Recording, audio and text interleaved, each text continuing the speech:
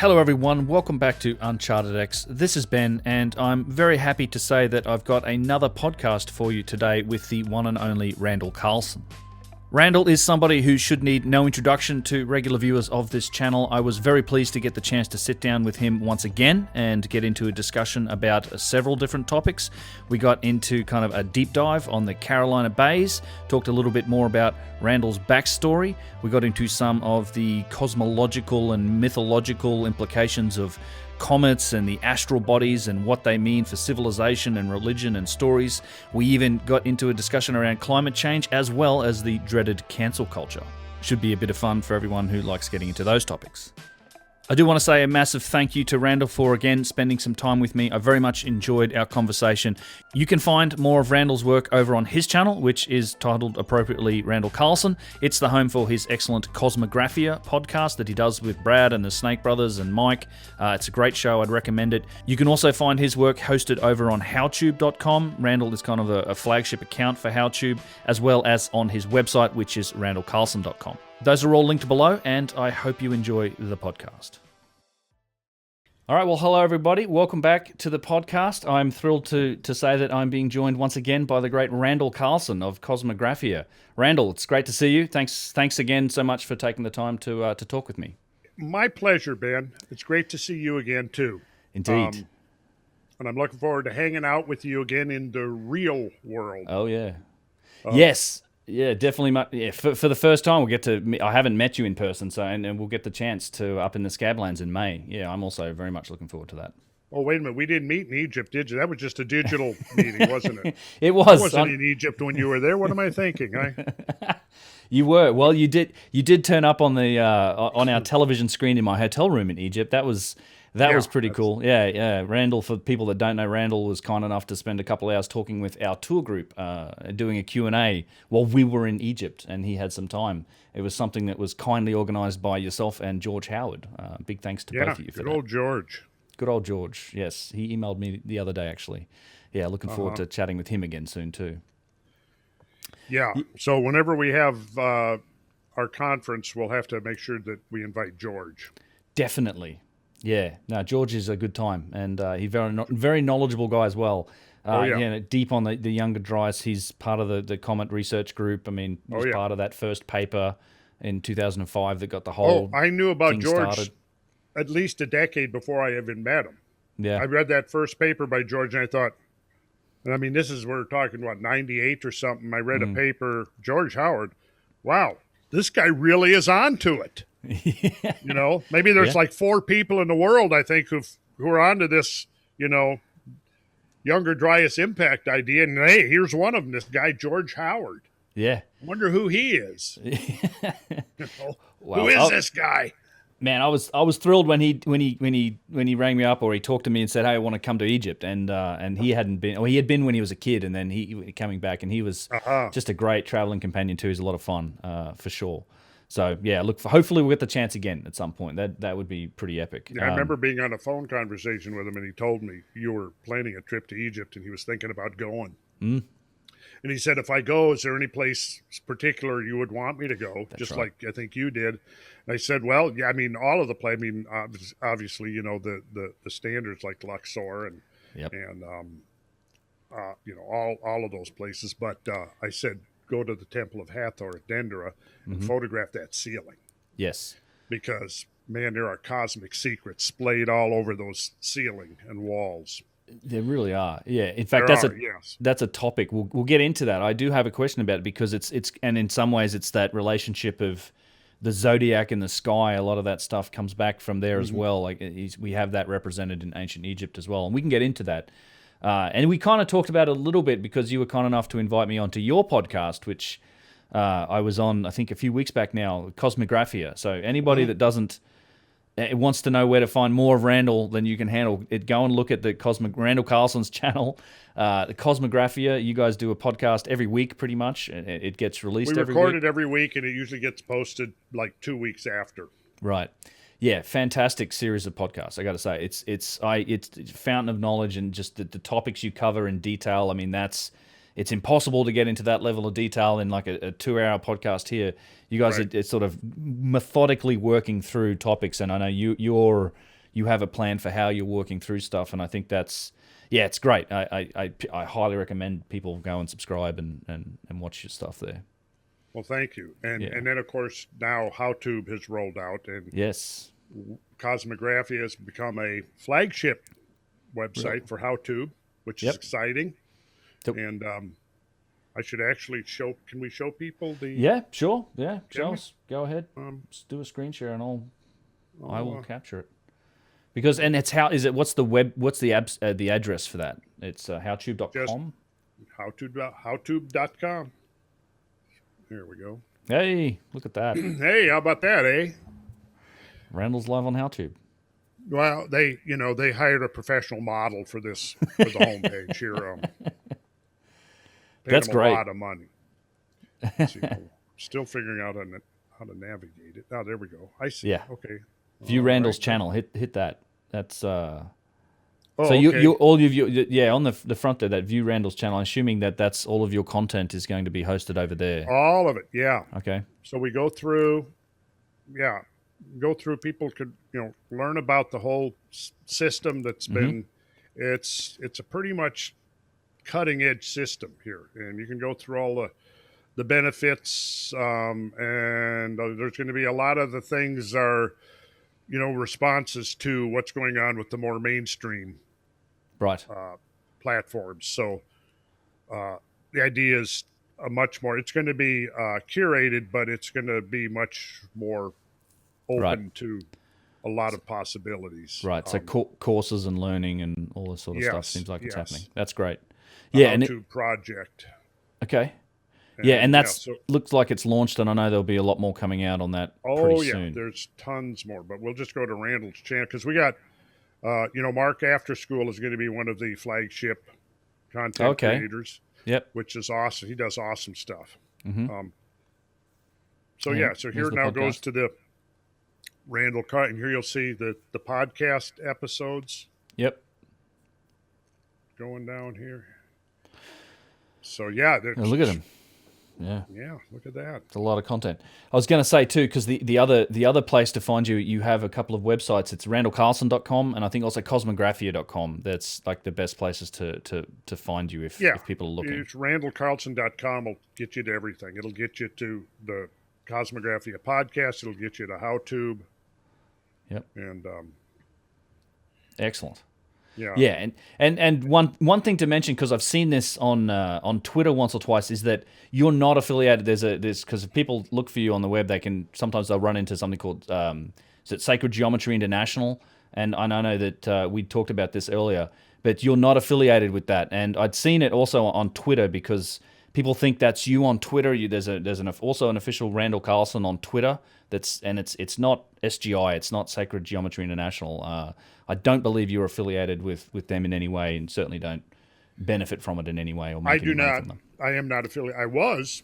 Yeah. And at some point in the near future, I'll get into why I'm no longer associated with it. Okay.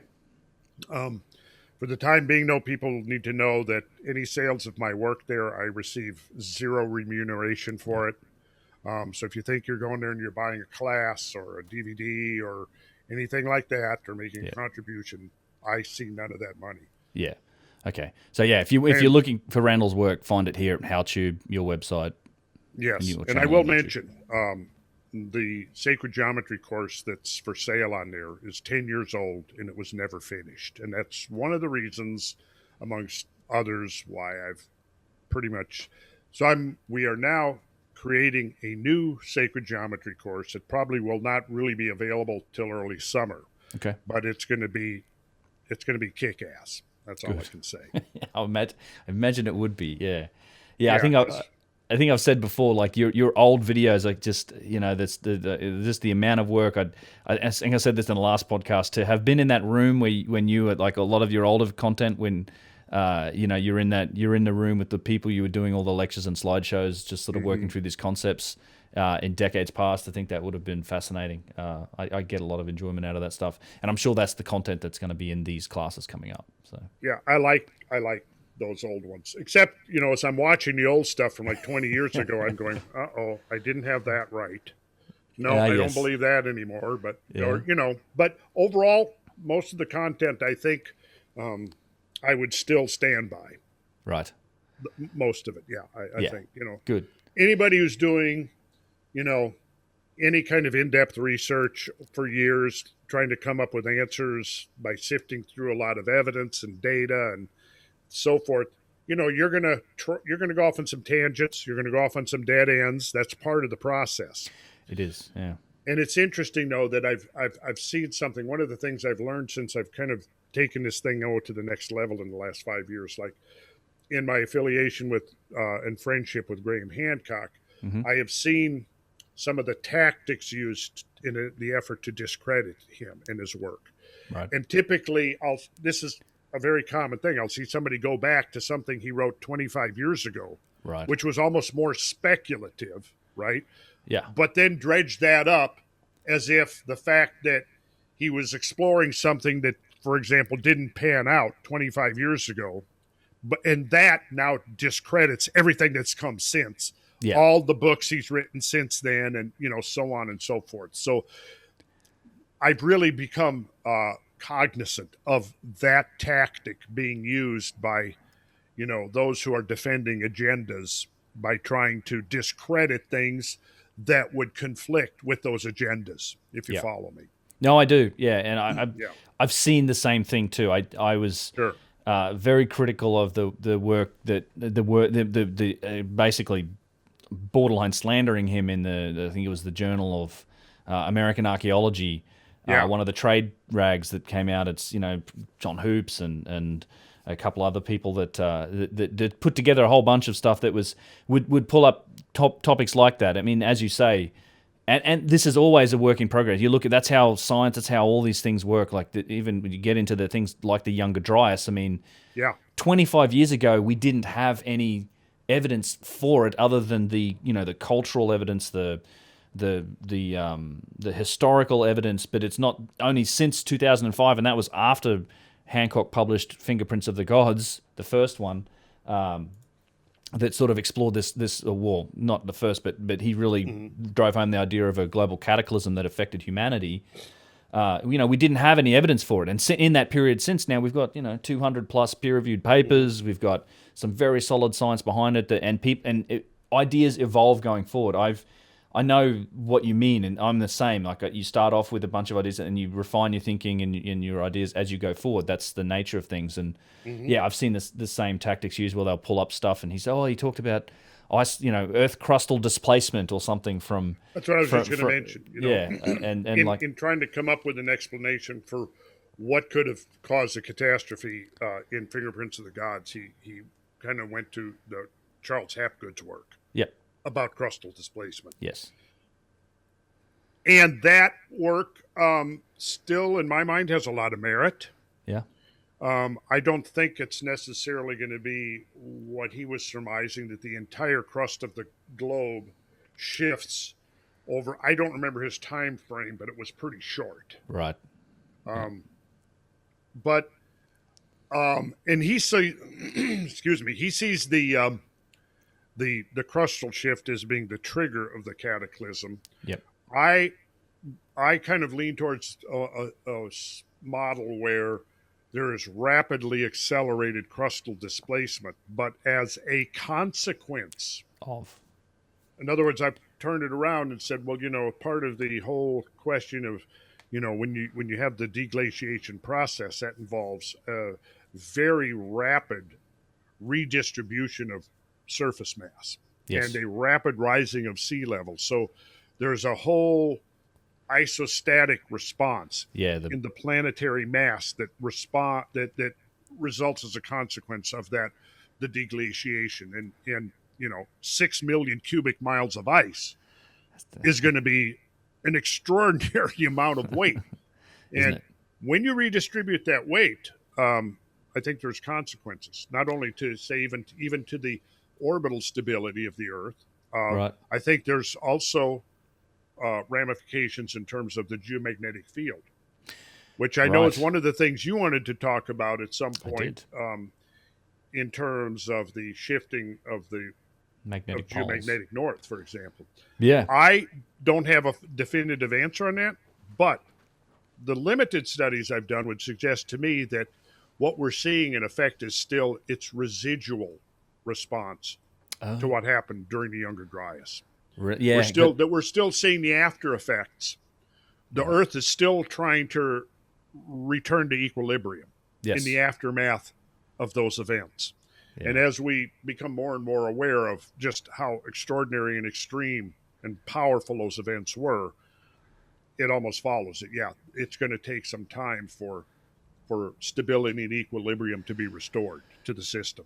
Yeah, it's a hard idea for people to, and for me as well, to wrap your head around it. It's that we tend to think in terms of in timelines. Really, we live for such a short amount of time relative to these geological and cosmic processes, right? It's we think, oh, it didn't happen in our lifetime or our grandfather's lifetime. Like it's like, these the concept of something that's taking millennia or tens of millennia to play out is kind of a hard idea to wrap our heads around. But you got to remember, I think that's we do context and frame a lot of our thinking about these things in terms of the length of human lifetimes and sort of how long time seems to us. But yeah, in reality, the whole Younger Dryas period was almost yesterday, geologically speaking. Like exactly. Our heads are still ringing from the blow, if you like. I think the planet's head is. I think that's exactly right. And the thing about it is, though, man, you could say, well, it doesn't happen. It was not something that's happening during our lifetime, and yet it is something that did happen during somebody's lifetime. Yeah. It happened in a lifetime. I mean, those changes and those upheavals were perhaps in a shorter period of time as 3 or 4 or 5 years. Yeah, that's crazy to think about. It really is. That would have been, and no doubt we lived through it. And this is the event that wiped out half of the large species of animals on the planet at the time. Yeah. And we were part of that. And there's now all this evidence with the Y chromosomal bottleneck that shows that human populations were quite savagely affected across the planet. It's echoed down through cultures and religions. Like this was absolutely a serious event. And as we said, like this was something that prior to 2005 we only had that type of anecdotal, I suppose, or religious or cultural evidence for. This was these tales of catastrophism that come down through religion and indigenous wisdom keeping and all these different methods from cultures across the world. But as of 2005, we get solid scientific evidence that really starts to back this theory up. And it's one of the things that really drew me into this in the first place was the GISP data from Greenland, so the ice core samples. This was one of the first real indicators to me that, okay, this is solid proof that something went on. Because if you've seen that graph, and I'll make sure I put it in here, and I know it's in one of your slides. Yeah, I got it right here. We can pull it up. Sure, that'd be great, because that's that was sort of the start of this. It's you can see these massive temperature variations amongst other indicators, but temperature being and snow accumulation being one of them, all over the shop. Like if you can clearly see the Younger Dryas, but not just that period, but also before it. There was clearly a tumultuous time happening before it, and then post Younger Dryas. So after that, 11,600 years, it's we have that steady rise, and we kind of have a more or less stable system, stable climate that I think has given rise to our civilization and where we are today.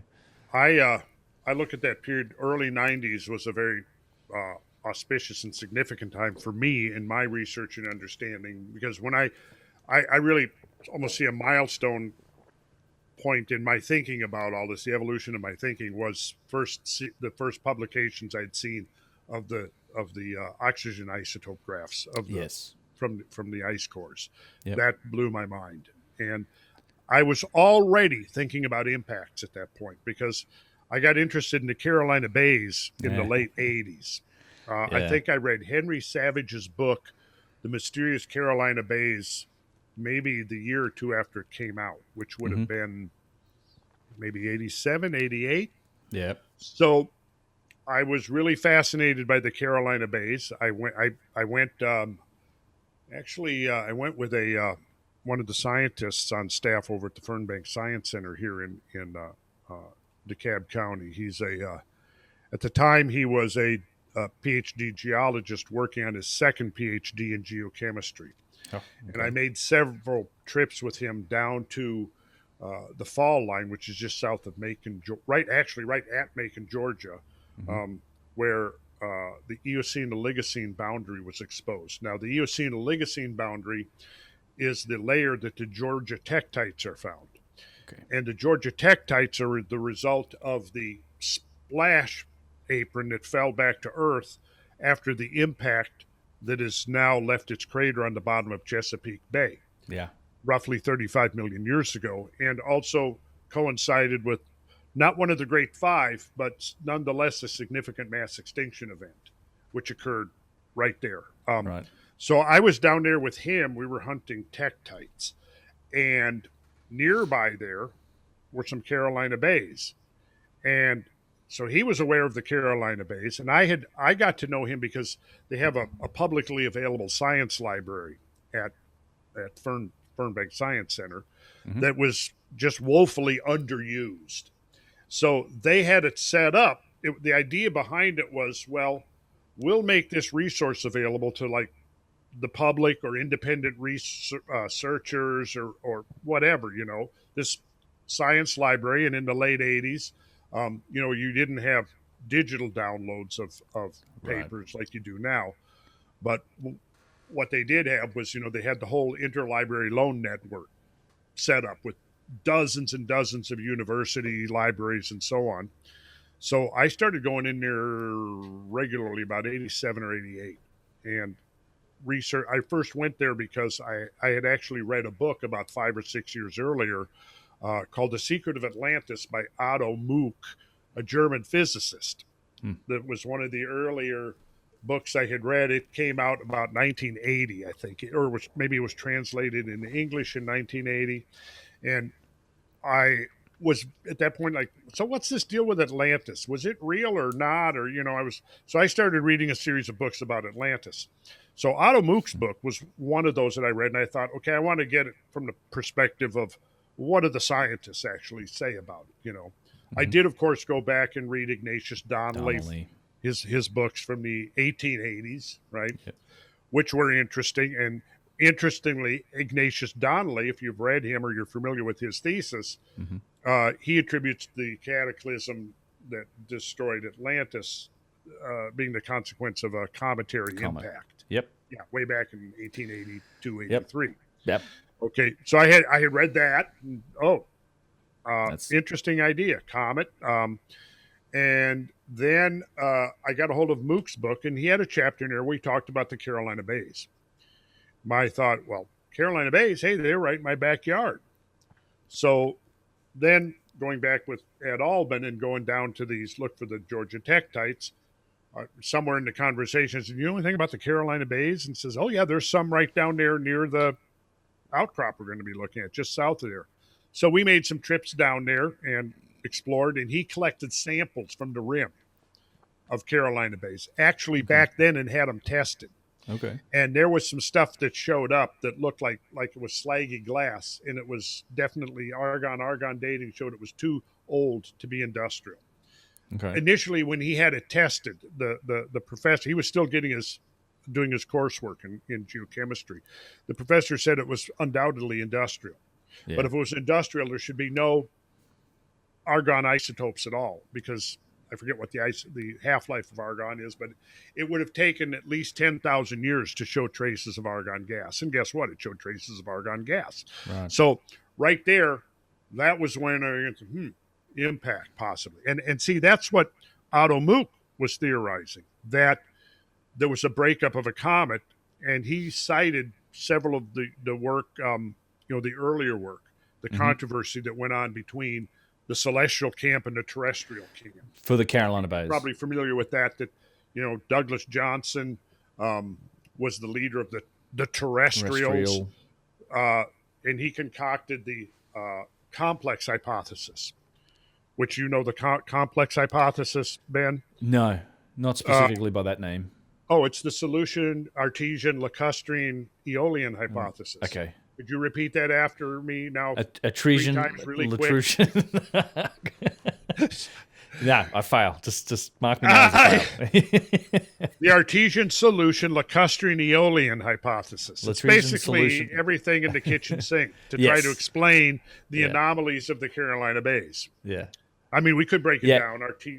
Yeah, the wind. It's the wind, and it's all these other terrestrial processes put together that can potentially result in these bays. Yeah, I mean, I'm aware of that's the alternative explanation for them, or the orthodox, or what.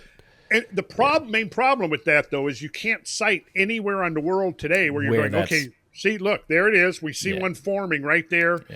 Yeah. We've been monitoring for 50 years now, and see, it's an incipient bay. We don't see that. Right. Yeah, it doesn't make any sense. Right. And that's been the mainstay. That's been how a lot of geology has tried to explain a lot of these things, is like pointing at processes that are in place today. It's part of that swing against catastrophism and whatnot. Yes. In general. So I actually went down there with a buddy of mine, not Dr. Albin, but somebody else who was also interested. So we went down and we hired a pilot, and we flew over. This is about 90. No, it's maybe 89, right around in there. Yeah. Flew over the Carolina Bays. So I have photographs that I took, from the air of Carolina, the Georgia Bays. Now these are the Georgia Bays. And of course the works that I had read by Douglas Johnson, William Prouty, Shriver, anyways, the early authors, there was MacDonald, there was a number of these early authors, mostly focusing on the bays in North and South Carolina, right? Yeah. Which tend to be much more eccentric. The elliptical. The ratio of the long axis, the major axis to the semi-minor axis, so they're flat and they're pretty elongated, right? Yep. But as you shift around and you come around to Georgia, the axis not only shifts direction, but the bays themselves flatten out and become much rounder. Okay.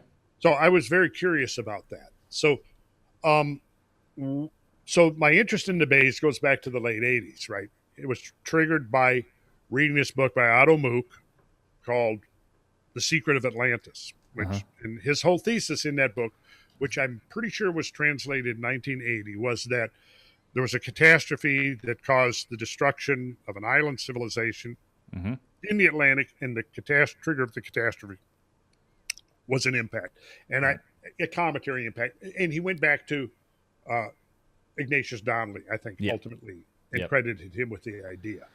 And in his model, the comet was breaking up as it came in, and the fragments came down, and his thesis was that the main core of the comet fell into the Atlantic Ocean. Right. And it was that impact that caused Atlantis. The seismic response that resulted in the sinking of Atlantis, right? Right. Yeah. Yeah. So that's kind of where, that's where I really see an important phase of my concept of all this really kind of taking shape. Then the Greenland ice cores came out in about 92. Now, one other thing I should mention was that late at night, one night, I'm sitting there looking at maps. I've procured a whole bunch of U.S. Geological Survey maps. Yeah. Right. And I've got them spread out on the table, and I'm looking and I'm figuring, and okay, what's the orientation? And I'm seeing, okay, well, if Mook is right, then we have these depressions, elliptical depressions. They have prominent sand rims on the southeast, right? As if there was the force pushing them, right? It was angular. And so with the orientation of the bays themselves and the prominent south rims, the assumption is that the object, if it was an object fragmenting, came in from the northwest. So I pulled out my maps. I got a map of North America, and I plotted in North and South Carolina, the orientation of the long axis is very close to 45 degrees northwest, southeast. So I just took my ruler and I laid on there and I drew, and it went up right over Canada, and that line led right up to the Arctic coastal plain of Alaska. And I drew that line, and I thought, okay, now if the Carolina Bays were formed 10, 11, 12, 13,000 years ago, if Mook is right, then the bays would have formed during the latter part of the Ice Age. So there would have been an ice sheet, an ice cap. On top of that, yeah. On top. So now I look back, I pull out some of the graphics that had already been done by that point, showing, and I actually can pull up the slides here in a minute to show the very ones I was looking at, and realize that the trajectory of the incoming objects would have brought it right over the ice sheet. So I'm thinking, okay, well now, is there any evidence of anything unusual about happening to the ice sheets, right? Yeah. Well, about the same time, I read another book by Cedric Leonard on Atlantis. I read about 5 or 6 books on Atlantis because I was trying to get the picture of whether there was any credible evidence there, or whether it was all just New Age silliness, or what was it. So the book by Cedric Leonard had a couple of things in it that were valuable. One, it had a chapter called The Catastrophe of 10,000 BC. So he's clearly, and this book is 78, 79, 80, something like that. I read it right around the time I read Mook's book, right? So that was one thing. And he marshaled some of the evidence there for, catastrophe in 10,000 BC, which would be 12,000 years ago, right? Yep. The other thing is he had several pages devoted to the Channel Scabland. Ah, yes. Now, this was the first time I'd heard of the Channel Scabland, but unbeknownst to me, and I realized then as I was reading about it, that I had seen it, that I had been there, that I had traversed it in the summer of 1970. When I spent the summer, traveling around out in the western states, the year after I was out of high school, and traveled down through the Columbia Gorge, which the whole Columbia Gorge, where it cuts through the Cascade, is just sculpted into these fantastic forms and deltas and strand lines and waterfalls and things that are all the product of these tremendously cataclysmic floods sweeping through there at the end of the Ice Age. So been through there, did that traverse down, coming back, came across, 94 in there? Coming back across the Scablands, I was not too impressed because I didn't really know what I was seeing, although I just remember it was kind of a bizarre, kind of a lunar-like landscape. Yeah. But, back then, Ben, I was of the mind, I'm seeing these landscapes that are blowing my mind, and at that time, my framework of thinking was that, God, something's here, but there's no way I could ever know what it was. Right. There's no way I could ever understand what this is here. Yeah. That was 1970. 10 years later, I'm like, okay, I'm starting to form this picture, right? So I read Cedric Leonard's book. He had the section in there on the Scablands and the Missoula floods, these huge floods in Washington, and I'm going, oh, bingo. Yeah. 10 years ago, I was there and was across that landscape and didn't really know what I was seeing, but it impressed the hell out of me, particularly that traverse down to Columbia. That was just awesome. If you've ever done that through the Cascades there, the gorge where it comes through, that's a sight to behold. And then when you know the story behind the creation of those landforms that you're looking at, it gives me chills now just thinking about it. I mean, because you just looking at that landscape and trying to imagine what happened. Trying to imagine what happened. Yeah, so that was about the period where I'm thinking, okay, was there anything that happened? So I began researching, and I would do this. I would get into some stuff. Like when I was researching the Carolina Bays, I got Henry Savage's book, and he had a bibliography, and he even stated he was trying to get everything that there was written on the Carolina Bays up to that point, right? So I said, okay, my goal now is to read every single thing in his bibliography. Yeah. And as it turned out, the librarian there got really intrigued by my work. and my research. And she would be coming around, because I'm coming in here and I'm getting these old volumes and I'm sitting at the table pouring over this stuff. And sometimes there's nobody else in there. It's like I said, it was supposed to be a public resource. And here I come in, I'm one lone member of the public coming in, right? So I kind of got the treatment, Yep. A member of the public doing some research. Okay, this is what we're here for. So purpose fulfilled. Yeah. So 3 or 4 years I spent there, 3, 4, 5 times a week, get done with work, head over there. And I would come in with, some list of references. She would take it. It would go out onto the network 1, 2, sometimes 3 weeks later. Papers would come in, from the Netherlands, from your area, from who knows where, from all over the place. Right. Mm-hmm. So I was getting all of this stuff and just pouring over it, and worked my way through most of Henry Savage's bibliography. So by the time I got to the end of it, I was pretty well convinced that the Carolina Bays were the result of a cosmic impact, right? And the analog that I found that I thought really explained it the closest in our modern experience was the Tunguska event of 1908. Yes. Yeah, of course, right. So so it went from there. So I would say that by 92 or 93, I was pretty much at that point beginning to think in terms, well, okay, so let me just fill in one gap there. Sure. The question that rose in my mind was, well, is there evidence for something unusual or catastrophic happening to the ice sheet? Right. So that's when I began. Now I'd read through everything I could find on the Carolina Bays. Now I began really looking at everything I could find on the ice, the glaciers, the extent of the glaciers, the deglaciation process. That's when I started getting into the mega floods. I set out, got my bibliography of the Channel Scablands work, procured all of J. Harlan Bretz's work, poured through that. So by 1992, 93, I'm already beginning to think, I don't know if this makes sense, this idea of repeated outburst floods from glacier-dammed lakes, and thinking maybe we should be looking at the idea of an impact into the ice sheet. Yeah. So that's the idea I began to develop. And then in March of 96, I gave 5 lectures at Warren Wilson College, and they are recorded. Okay. And I'm spelling out the whole, basically, Younger Dryas impact hypothesis in that lecture. Wow. Talking about Tunguska as an analog for understanding it, the KT impact for discovering it, talking about the mass extinction, talking about the extreme meltwater floods. That was 96. So I've got that documented, and it's, like 6 hours of recordings. Yeah.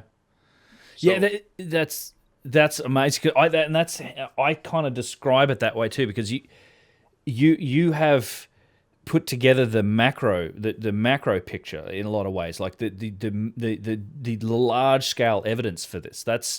That's how I kind of view your work, and it's a whole different discipline and a whole different angle to a lot of the scientific work and the papers that have come out since really look at the micro evidence, because there's evidence for this on both scales. There's these nano diamonds and shock synthesized particles and all of the extraterrestrial platinum and all these little impact proxies and that are in the ground in the strata layers. There's that side of it, and those are datable because of the strata layers that they're found at, and then they found it actually turns out a lot of archaeological sites that in North America in particular, but on many continents. But the other aspect to it, and where your work is really this macro evidence, the evidence for mega floods, the evidence for ice impacts. And it's just it all comes together, and that's an interesting way of putting it. So with the Carolina Bays, though, I kind of want to circle around.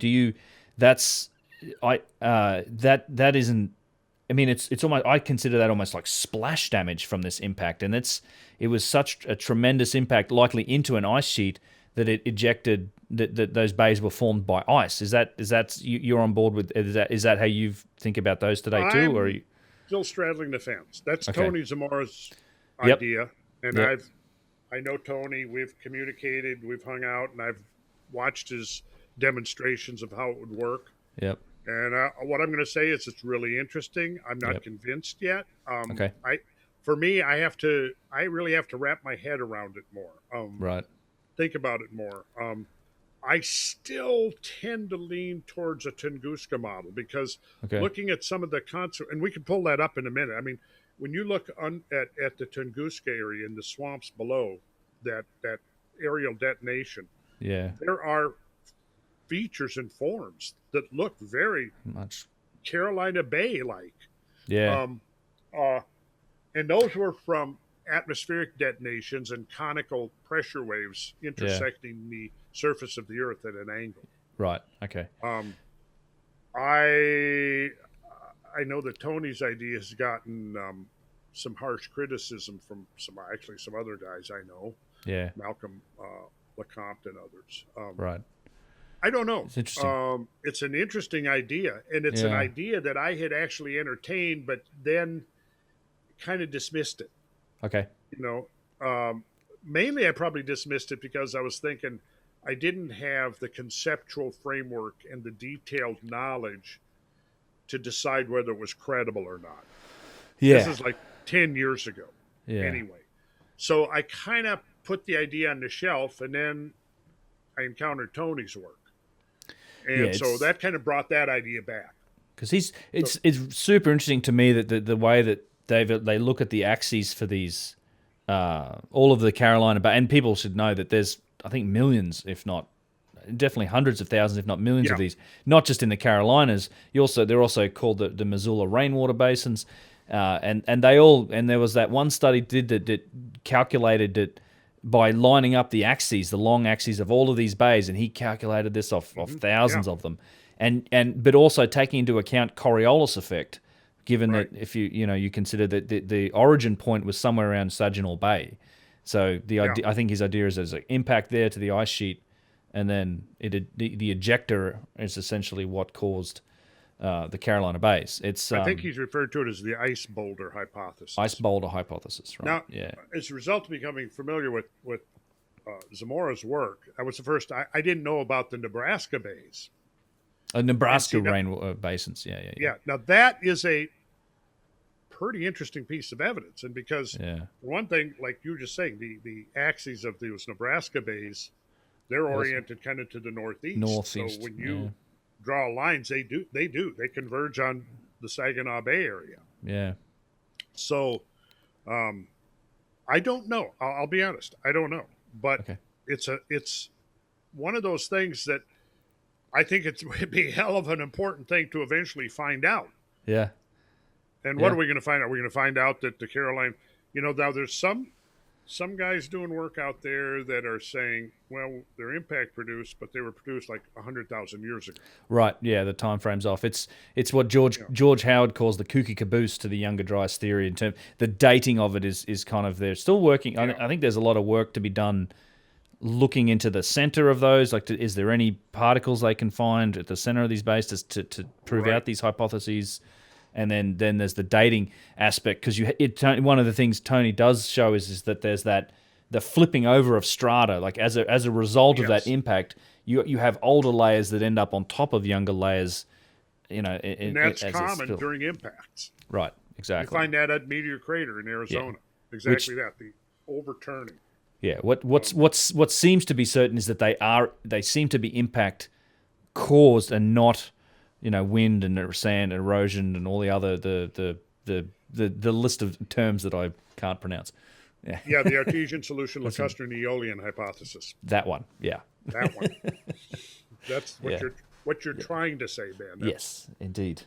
Trying to say that was Douglas Johnson was the dean of geomorphology. I believe it was at Columbia University. So he was considered like the big cheese of that, prestigious professor, and he led the charge against these cosmic impact heresy boys that were really led by William Prouty, who, I don't know, he might have been a professor at a 2-year college or something.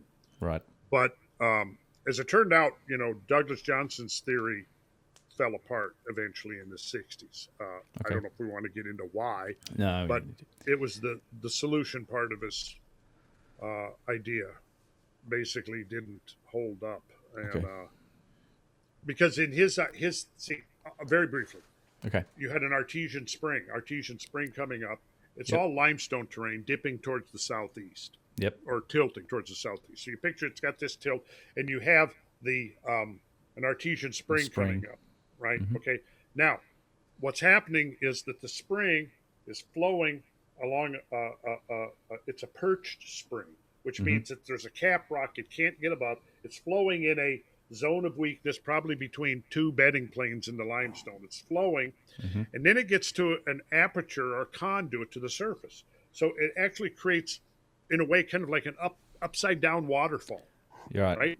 Right. Now, that's the artesian part of the theory. Now, as it's going up like this, think of a waterfall. If it's flowing over the rim, a limestone rim, limestone is carbonate rock, so it's going to Mhm. be uh, so, it's going to dissolve in Dissolve. acidic waters. Okay, so going over like this, what's going to happen to this rim here? It's going to Erode. recede.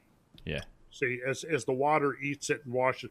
Well, turn it upside down, right? So now Yep. it's coming like this, but it's still receding upward, and Right. that creates this elongated aperture in the Okay. limestone bedrock, right?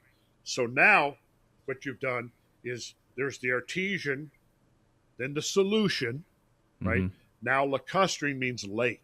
Right. So the water has come up and it's made a lake, a pond, a body of water. But we don't have a bay yet. We got to bring in the wind, Right. and that's That's the the Aeolian. So Aeolian. now the wind is blowing, and the waves shape the shoreline into this perfectly elegant elliptical shape. Right. So there it is. Yeah. So if Yeah. anybody out there listening, if you want to impress your friends, go back. You can say the artesian solution lacustrine Aeolian hypothesis. If anybody ever brings up and wants to know about the origin of the bays, you can cite that. And if you can say all that and put it together, it'll impress the hell out of them. And after all, isn't that why we do this? To impress people? It must be. Yeah. Yeah.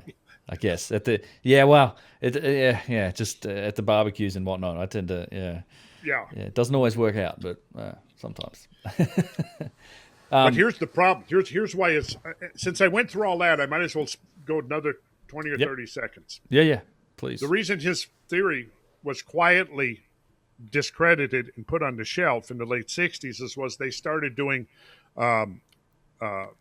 surveys of the basins of the bays, and they discovered that in all of the basins that they looked at, you went through a layer of organic material, which was extracted and in many cases radiocarbon dated. Most of the interesting a lot of those radiocarbon dates, in fact, the majority of them seem to be coming up in as late Pleistocene. So which would put it right in that window of Yep. right. But the other thing is at the bottom, and I could even pull up. I have the quotes right here. I could pull up, show you some of the studies that were done, and basically under Johnson's hypothesis, there should be this elongated conduit where the water, there was nothing like you pull out all of the organic material Yeah. that had filled in, accumulated since the whatever process excavated those basins originally. You pull out all the accumulated organic material, and now you had this hard packed material they called humate, and it was actually been described as being almost like baked clay. Right. But guess what?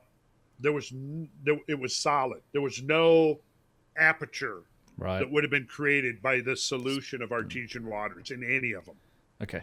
And so Douglas Johnson's big tome on the origin of the Carolina Bays kind of got quietly put on the shelf Shifted out.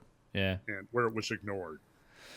So what did that do? Well, that opened the door to a reconsideration of a celestial hypothesis.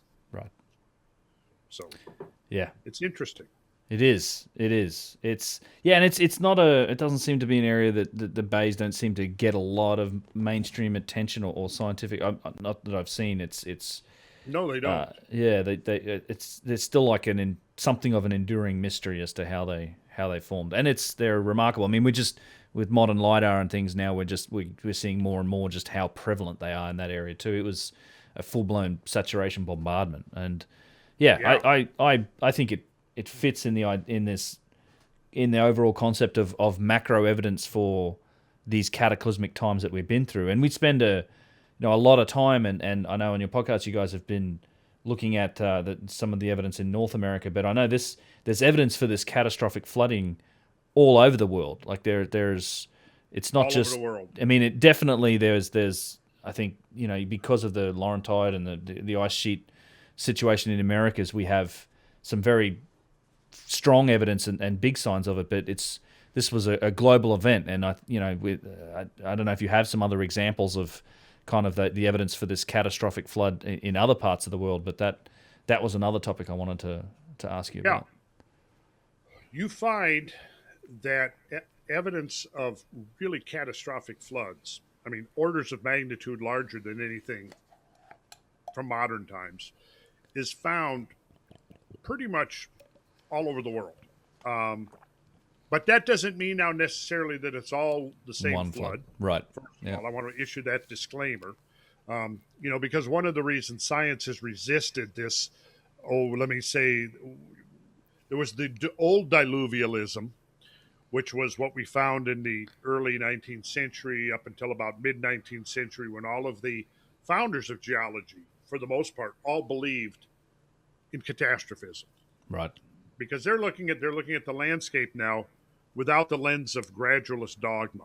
Right. And they're seeing, boulders that are displaced miles and miles from their places of origin. They're seeing what they call the boulder clay, which is these vast deposits of stuff that is largely now attributed to the work of glacial action. And that became sort of the idea that, well, this is how we get rid of the deluge, is we define these anomalous deposits that are in the valleys, they're on the hillsides, they're spread all over, bouldery, clay, gravel, sand, everything all jumbled together in these layers. Yeah. And to a large extent, it was the work of glaciers, but only about halfway. And see, what they did was they basically were able to get away from the deluge by attributing it all to glaciers. Right. And in those days, now we're getting to the latter part of the 19th century, when the gradualist dogmas were really pretty much taking control of in full the swing. academic. See, once geology became an academically established discipline. Thank you. And you had dogmas that were then contrived. And when those dogmas were created, one of the things that was high on their list of priorities was breaking science away from the biblical straitjacket. Yes, that's right. Yep. So what you had was the classic case of throwing the baby out with the bathwater. Mm-hmm. We're going to get rid of this deluge. So we're going to contribute all of this stuff to the work of glaciers. And now we can pretty much assume from studies of modern glaciers that we're looking at tens of thousands of years of geomorphic work, right? Whereas if it was a Noahide flood, we're looking at, 40 days and 40 nights, or right, and then maybe 100 days, I think, and from the whole duration of the flood. And it was one event, one universal event. Right. Well, you can kind of understand the motive of these guys wanting to get away from the constrictions of the biblical model. Yeah. So what they did, though, was they completely pushed aside any ideas of great floods. And it wasn't until J. Harlan Bretz revived the idea in the 1920s that it slowly began to work its way back into the scientific discourse. Yeah. Even though it took 30 years. Yeah. And he was vindicated almost on his deathbed by the time that's that famous quote from him. It says, like, the only thing he regrets is that none of his critics were around to actually witness it. He was granted the Penrose Medal. Yeah. Which is sort of like the Academy Award of the geological profession. Yeah. And I think he was like, 94, 95 or something when he got that finally. Yeah. But his only regret was that all of his critics weren't still around for him to gloat over. Yeah, indeed. Well, I'm sure, because I'm sure that's the thing. It's these anyone that in a lot of these areas, and this happens in archaeology as well too. It's the whole Clovis doctrine. There's guys that have challenged that have been laughed out of conferences, and Yeah. there's more and more evidence piling up now that okay, there were obvious signs of human occupation, the Bluefin caves, things like that go beyond the Clovis boundary. But Right. yeah, I mean, and I think in geology wasn't that there was a stated goal for something like 50 or 60 years that everything had to be explained by uniformitarianism and gradualistic processes, that the gentle erosional features that we see in process today. Was that the case? Like they would literally Yes. go to whatever lengths you need to explain things. And I think one of your old demonstrations you were talking, I think it was like a land gap or something, that was like you had to the sort of the hills had to rise at the same rate at which the water ate away the valley, and that's Yes. the only way that you end up with this feature. It's like this The water gaps. crazy Yeah, water gaps, a crazy Yeah. convoluted explanation, when a far more elegant one is that, well, actually a big flood could have caused this. Right. Yeah. And yeah, that's exactly right. So, and still, this is. I lost you, Randall, on the video. Uh-oh. You still hear my? Okay. I can hear you. No, you're back. I'm back now. Yep. Okay. I think it was oh yeah, it was that. I think it was that meteorite that went over and exploded, interrupted our transmission We're here. going to hear a loud noise in a minute. Yeah. Yeah. Well, I was trying to navigate around to show. I thought since we've been talking about the bays, we should look at a few images. That'd be great. That's no Okay. big deal. So here we go. Gotcha. Yep. Here we go. You're seeing that now, right? I am. Yep. Recording. Okay, good. All right, so here's our North American map, and I'm just going to point out that the bays, this is the coastal plain region, this dark green right here. I think okay. Yep. The coastal plain is pretty much sandy sediments. Almost all of that coastal plain was built through the erosion of the early Appalachian mountains, right? Which were at one time equivalent to the Himalayas, believe it or not. Huge. Yeah. But they have been worn down. I think the tallest ones are 6,000, maybe 7,000 feet above sea level. Yeah. But all of that material is essentially, the pulverized material is now forming the coastal plain of the southeastern United States. Right. And so it's not a highly lithified material. It's still basically unconsolidated. And so the bays actually show up along this unconsolidated southeast coastal plain. And then they extend down, and you see there's an area, if you can see this kind of lowland area here. Yep. There's a whole cluster of bays, the Georgia bays, in that area right there, interestingly.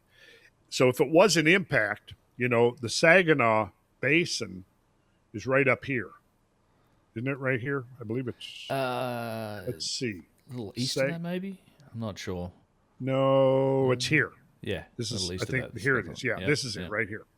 So Tony's theory is that there was an impact here, and the splash apron came down over all of this area. And Nebraska. And in Nebraska out here. See, so he's showing that the rainwater basins of Nebraska, their axis is oriented towards Saginaw Bay. So, but the idea would be that even though there would have been a rain, whether it's ice boulders falling back to Earth, whether it was aerial detonations along the lines of Tunguska, the idea is that the coastal plain was the matrix that was conducive to the preservation. Yes. Once you get up into the Piedmont, where you've got hard, gravelly, because the Carolina Bays have been described as deflation hollows. Well, a deflation hollow is where you have a hollow in the ground that was created by wind blowing. Right. Right, blowing a sandy material out. Yep. And that's what you call a deflation hollow. So originally, I wouldn't say originally, but along in the controversies that went on, they were described as deflation hollows, and that the hollows originally formed from wind.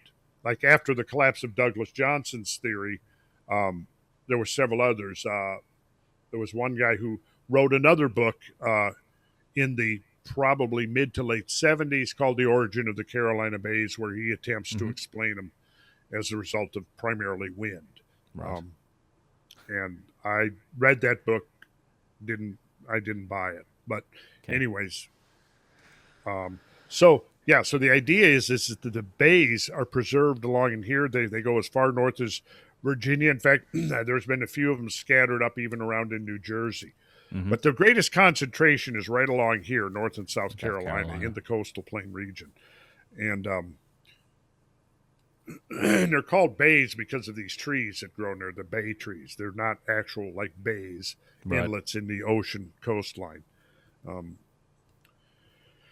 So this is, Savage, 1982. In 1930, Myrtle Beach Estates, in order to facilitate the sale of the timber from some of its extensive land holdings in Horry County, South Carolina, had engaged Fairfield Surveys Incorporated to photograph from the air some 500 square miles in the Myrtle Beach area. When the photo runs had been flown and the prints developed, a Fairchild engineer in the company's New York office, Edwin H. Corlett, noted the presence of numerous mystifying elliptical features, some small, some very large, all possessing such an amazing geometrical perfection that they seemed artificial, particularly some that seemed to be marching in rank across the wooded plain heading towards the ocean strand. And this is the mosaic that Edwin H. Corlett put together and said, "What the hell is this?" That was his exact words. Yeah. Documented, on his podcast at the... No, this was 1930. So this is, I think, the first aerial survey of this region. Well, it was. Must have been. Yeah. And the marching in rank, here's a topographic map where you can see, here's like marching in rank. Yep. That's that. You got to admit, that's a pretty interesting phenomena. It really is. Yeah. Whatever caused it. Yes, it is. Absolutely. It's Yeah.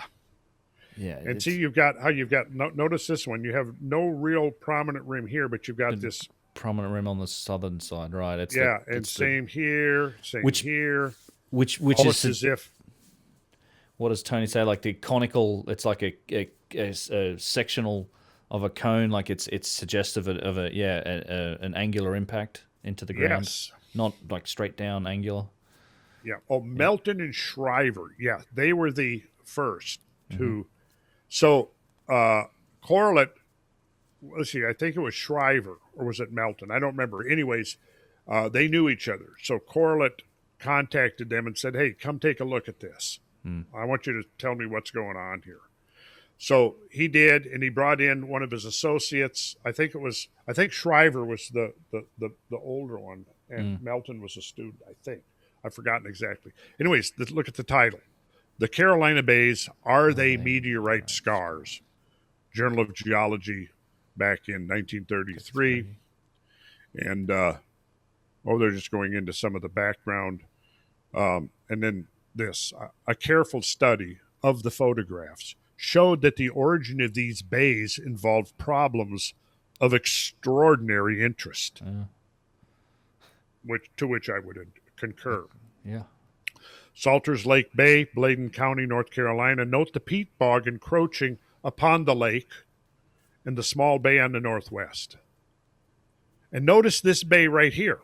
You'll see how it's the rim of the larger one overlaps the rim of the small one. Yeah, yeah. Now that's very typical impact phenomena that you would see. It's overlapping because the younger of the two impacts will be the one. So in other words, when this larger one formed, the smaller one was already there. Yep. If it was the reverse, then you would see the completed rim of the small one. Yeah, and hard to correlate that with Aeolian processes. Well, right? yeah, exactly. Yep. So okay. So there we go. This is 1 2/3 miles to give people a sense of the scale. Well, you can see the roads in here. Mm-hmm. Yeah, you should see. I don't know if you've got some of the LiDAR imagery that they have now. These where it's just see I through do. It's coming yeah. up. The Bladen County mosaic. That's great. And here you can really see the Overlapping overlap. bays. Yeah. Oh, okay. And this is what I call ghost bays. So this is this is exactly what you see as you're getting up off the coastal plain, is that the bays begin to fade out. Which suggested to me, you see this right here? Like, look at this. This is what I'm calling a ghost bay. And so as you go further east up the Piedmont, they disappear completely. But they don't stop all at once. They fade out. But they're most prominent where you have the unconsolidated sandy coastal plains where an imprint would be most readily made. Right. So then they go on to say, referring to the sketch, one sees that the probable area of bombardment includes most of the southern Appalachians. Thus, the numerous meteorite discoveries in this region may be additional evidence of the reality of the shower, which the authors have assumed. And then, let's see here. So this was the map that was done by William Prouty in 1952. So all of those speckles are bays that he mapped. Now, in 1952, Prouty was the leader of the Celestials, the group that was arguing for some type of a cosmic bombardment or celestial impact type event. Douglas Johnson was the leader of the terrestrials. Right. And the complex hypothesis, which it was called for short, right? Never mind, the old adage of people like Thomas Kuhn and others that the best scientist, or even Carl Sagan or whoever, they've been saying it for years, that the best scientific hypothesis is always the simplest one. Yeah. Right? Yeah, it definitely fits in that box, this stuff. Yeah, bays are geographically restricted to the coastal plain area between southern New Jersey and northwestern Florida, with most of the bays in the two Carolinas and northeastern Georgia. Right. Bays have no relationship to geological formations, geological age, or topography. Some bays are on interstream flatlands, others on valley slopes or older stream terraces, and a few on the older portion of the present floodplain of streams. So, in other words, because of the geologic and geomorphic diversity of the terrains that they're found, it becomes very difficult to invoke some type of terrestrial process. Yeah. Right, exactly. Yeah. Exactly. And here is the diagram. I think that it was Prouty that came up with this. Yep. Right? Here you see, and here you see this line, the fall line that heads on up. So the fall line is where it transitions from Piedmont to coastal plain sediments.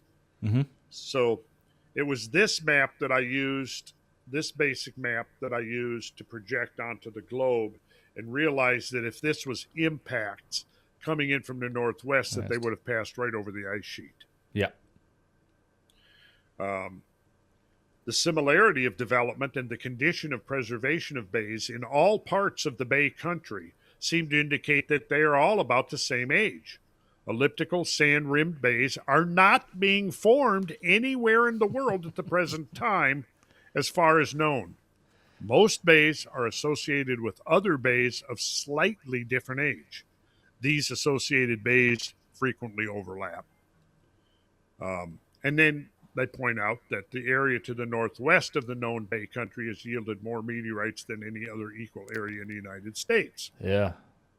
I think that's what they need to be doing. From the deeper part of some of the bays in Bladen County, North Carolina, taken from beneath the peat deposits, show a thickness of several feet of light-colored silt, which, according to B.W. Wells, is of wind-blown character. The deposition of silt over the coarse bottom sand shows that the bays were formed suddenly and were soon filled with water. Then followed sedimentation from a wind-swept, barren area.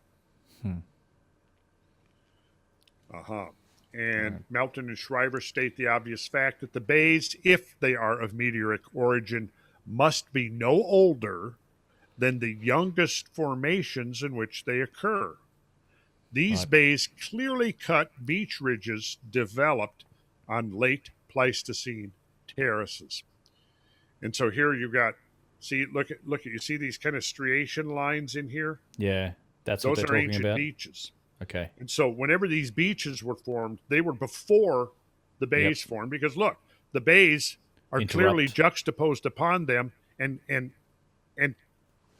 intersect them, right? Yes, in other words, you don't see the beaches running on top through of the bays. Yeah, exactly.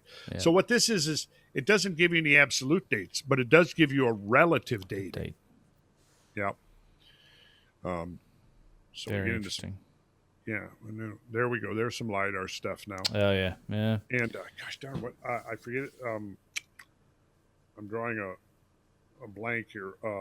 Yeah, when we had the round table out in Carolina a few years ago with George Howard and Tony there. Yep. We got to see, and I should have. If I knew we were going to talk about this, I could have found the link. The man who's doing the really great work with the LiDAR. Yeah, it's amazing stuff. Yeah, right. But here, look at this. Here you can see the old river channels. Yeah, saturation bombardment, crazy. Yeah, that's what it looks like. Yeah, it wouldn't have been pleasant being around. No, it wouldn't. Well, and then Tony is saying that he thinks it may have been a contributor to the actual megafauna extinction in that area. Like that's, I don't think there's much that would have lived through it. It was bombardment, whether it was Tunguska-like or ice boulders, like Either Tony way. says, it would have been profoundly catastrophic. Yeah. Well, I think they should be. I mean, it seems like a good candidate to like go and find if it's, I mean, impact, even whether it's, I guess, aerial, like the atmospheric explosion model, you probably aren't going to have like bits of extraterrestrial material like in the center of these bays. But if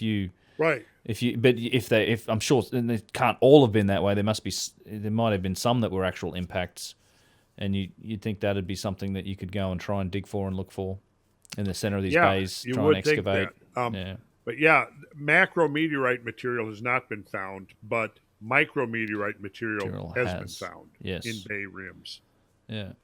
Well, and are they looking for magnetic spherules and things? I think there's a.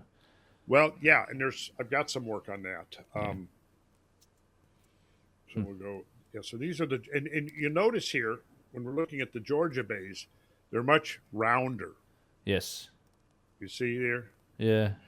Now, if it would meteoritic, I would speculate that the eccentricity of the ellipses is dependent upon the angle of approach. Right. So as you get more towards the perpendicular, the bays are going to get rounder. Yeah. Yes. The more angular, the more elliptical they become. Right. Yeah. So these are all okay. And this is let's see. Heart Pine Pond. I think let's see. I think this one was Arabia Swamp. I think that's what this was. This is one of those that I took from the air. And it was, by the way, it was raining. Yeah. So there was on a couple of moments there that I was thinking, look, this is valuable research, and I just hope I don't die. Yeah. This didn't turn out. This was my first aerial flight. Okay. I've done like many since then. Right. And most of them pretty cool. There was one though doing a traverse of the Snake River, where it was like 40-mile-an-hour gusts. Right. And I did think there was the possibility of death being the outcome. Small plane travel. It can be very exciting. It can. A lot more exciting than the big jets sometimes. Holy crap! I've had a few of those moments myself. Yeah. Okay. So it's good stuff. It is. Yeah.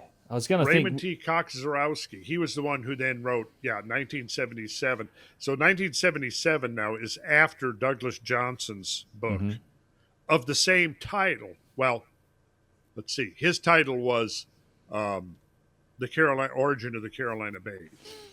And this was the work by this guy who I think basically said, I better step into the thing here and come up with another theory to discredit this impact hypothesis before somebody else does. Because bear in mind, in the 50s, both William Prouty and Douglas Johnson passed away. Right. And when they passed away, the controversy that had been raging for 25 years or whatever Kind of went pretty away. much died with them. Yeah. But see, he does mention here that there. Notice the wording here. He says the origin of the Carolina Bays has been something of a geological enigma since their existence in the coastal plain was first recognized in 1848. Now, this was not. They were discovered in 1948, but only seen from the ground. So Yes. it was not until 1930 that this aerial perspective was achieved. Yep. Theories that have been proposed for the origin of the bays are numerous and diverse. Now, I find this next statement rather puzzling. Surprisingly, however, most workers seem to have neglected the concept of uniformitarianism in their studies of these remarkable features. Hence, few investigations have been designed to compare or contrast the Carolina Bays with modern analogs in Alaska, Chile, and Texas. Notice I've got modern analogs underlined. Well, would that not lead you to think that, there are examples then of Carolina Bays being formed? They've got modern analogs in Alaska, Chile, and Texas. That seems to be what he's hinting at. Yeah. Yeah, well, so I did research into the modern analogs in Alaska, Chile, and Texas, and they were all at least as old as the Carolina Bays. So this is a nonsensical statement. Right. Now, here, notice this strategy. Investigations of oriented lakes and bays in these different geographic areas have shown that the processes that initially produced them apparently differ. However, absolutely no evidence has been encountered that would support an extraterrestrial origin. Incipient oriented lakes develop in topographic depressions created by coastal, fluvial, Aeolian, solutioning, glacial, periglacial, and perhaps some tectonic processes. So he's gone even way beyond Douglas Johnson, right? Yeah. Now we got fluvial, Aeolian, solutioning, glacial. So, but what is that? That's explaining absolutely nothing.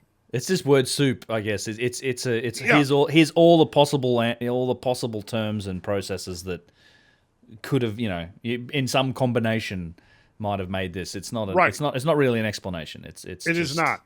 But notice what I've got list. Underlined: develop in topographic depressions. Yeah. Well, notice that he sort of conveniently sidesteps the most important part of the whole process. So he already assumes the topographic depressions are there. Right. Well, how the hell did they get there, Raymond? Yeah. Yeah. So. Yes. Yeah. Something's got to create that depression in the first place. Yeah. So. Exactly. He says few known impact craters on Earth or other planets could be classified as being elliptical, due to the fact that meteorites are generally believed to explode on impact, producing a spherical rather than an elliptical crater.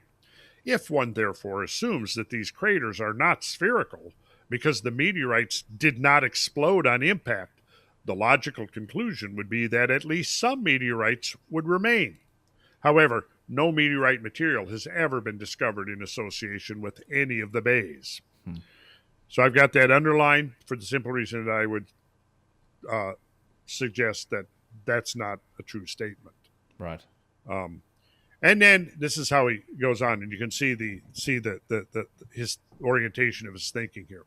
In retrospect, it is rather unfortunate that the meteorite theory ever made its way into the literature, since many laymen and even a number of geologists still subscribe to it in spite of the fact that no concrete supportive evidence whatsoever exists. This guy could have been an archaeologist.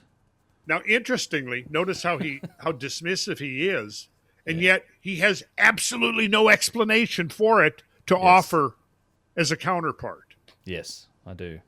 So, yeah, that's kind of why I said he could have been an archaeologist, because that's kind of how right. That's how they roll in a lot of ways too. Right. Yeah. We have these processes, therefore it must have been these processes. I can't explain it using these processes, but there's no evidence for your process, so it must be my process. It's kind of like, what? Yeah. Yeah. No. It's yeah. So yeah, here it is Logical safe to gap. assume that daily processes Processes. rather than catastrophic events are more effective Yeah. in creating the bays, right? So it's just daily processes. And then he cites three examples of Alaska, Texas, Chile. and the third one calls them modern analogs, but they aren't modern analogs. They're there, they're fully formed, they're old, they're just other analogs, they're not modern. And then he performs one experiment that supposedly clinches his argument. So he sets up a stream table with sand and he blows some fans across it. And this is what he gets. Vertical view of Koczorowski's model experiment using unconsolidated sand in conjunction with high-speed fans. Now you arrange the fans in exactly the right way to blow the sand to try to get the closest approximation possible of a bay. And what you end up with, of course, looks more like a football than a bay. Yeah, it's not an elliptical. No. So yeah, no, that's a good point. So I think there's fairly conclusive. Certainly a lot of evidence that suggests that there was some sort of extraterrestrial, impact related event in process in making these, and that's kind of something that I'd like to pivot to, which is given that there seems to and it's if this was a meteor storm or a shower of impacts, or even if it was an impact into the ice in Saginaw Bay, it was probably only one of many during this entire process. And humans living through this at the time, it's in a lot of ways like I think it explains our fascination with the sky in ancient cultures. I think it explains a lot of the mythology that comes down to us, like there's just the idea of danger and snakes in the sky, all that, the cosmic fire. I mean, you've been researching this topic for forever, but it's something that I like to think about is kind of the impact that it would have had on people that lived through it and somehow survived it, and how this would be remembered, and kind of how it's been transmitted culturally down to us today. Like there's, I think almost every culture has. And every religion kind of has some evidence of this in them, and it's symbolic. It's like you say, the top of the temple at Dendera. I think it comes at you from just a ton of different angles. Yeah, right. Yeah. Oh yeah, it absolutely does. It absolutely does, and yeah. Okay. It turns out that the next quote I've got. Yep. Is from 1997 from a gentleman named George A. Howard. Okay. Yeah, actually, we should see that one for sure. Let's see. George, here's what George says. Now, he's talking about Robert Cobras, an independent researcher in Athens, Georgia. When we were doing Fire from the Sky in 1996, I went and interviewed him because I wanted him to be a major part of that show, and then they didn't use any of his material. Which was too bad. Because the stuff I had ready to go in 1996 would have been at least a decade ahead of its time, and most of that just got edited out. Okay. For the 50 minutes or whatever that got shown on. Yeah. Was TBS and CNN that showed it. I think that's one of the reasons why people like podcasting and they like this sort of thing, because it's you get to have the long form conversation, and in particular, like the stuff you're doing on Cosmographia is just, it's great because you get to just drill down into topics and take the time that's required to really explain it. So, yeah. What's George's quote? Well, he says, Robert Cobras, an independent researcher in Athens, Georgia, has studied Carolina bays for nearly 20 years in conjunction with his larger interest in impact threats from space. His recent self-published investigations have profound consequences for Carolina Bay study and demand research by academia as serious, relevant, and previously unexamined new information. The essence of Kober's theory is that the search for debris and the comparison of bays with traditional impact craters falsely and naively assumes that circular craters with extraterrestrial material in them are the only terrestrial evidence of past encounters with objects entering Earth's atmosphere. To explain the bays, Cobras proposes a similar encounter, albeit of larger proportions, and more accurately described as a near miss. The Cobras event proposes that a comet, if you like, whipped past the Earth, exchanging enormous energy, but not impacting directly to form a typical crater. It is demonstrable that such an encounter would show an intense flash of heat onto the ground below. So there's another theory. Yeah. Wow. So Cobras goes a logical step further by assuming that forces associated with incoming bodies, principally intense heat, should also leave visible signatures on the Earth. And finally, that physics does not demand that a collision of the bodies need necessarily occur to produce enormous change on the Earth. To verify that such encounters are possible outside of the physics lab, we need look no further than the so-called Tunguska event. June 30th, 1908, in the vicinity of the Tunguska River, deep in Siberia, a tremendous explosion instantly leveled 2,000 square kilometers of tundra, felling trees by the millions. It was actually been estimated over 80 million trees. Wow. Like matchsticks, all too. left pointing outward from a central area. At the epicenter of the explosion lay not a large crater with a rock in it, as might be expected, but nothing more than a number of neat oval bogs. Now, what I want you to do is look at, I'm going to do a share screen. Yep. So that we can see some of these neat oval bogs. Yeah. Here we go. Share. There we go. There we go. Huh. Let's see here.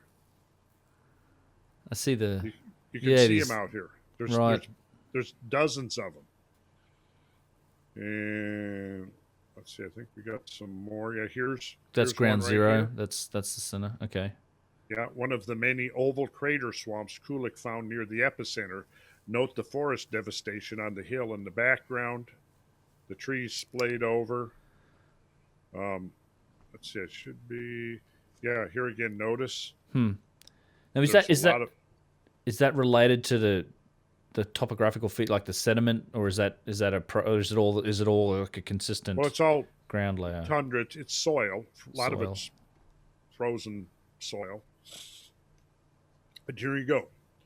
Look at this. That really looks like a Carolina Bay.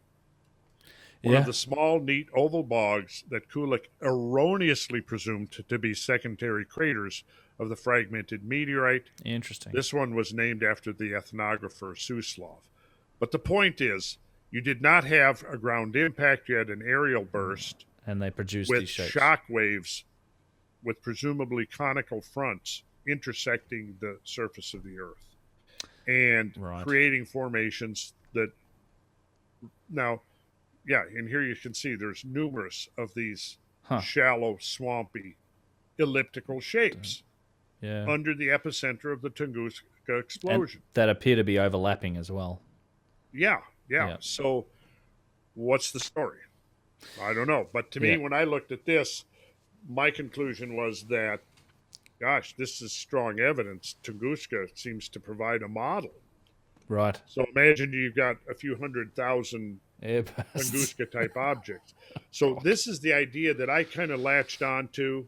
Yeah. I'm not emotionally attached to the idea, and I'm certainly willing to consider the ice boulder hypothesis. But At this point, I don't know though.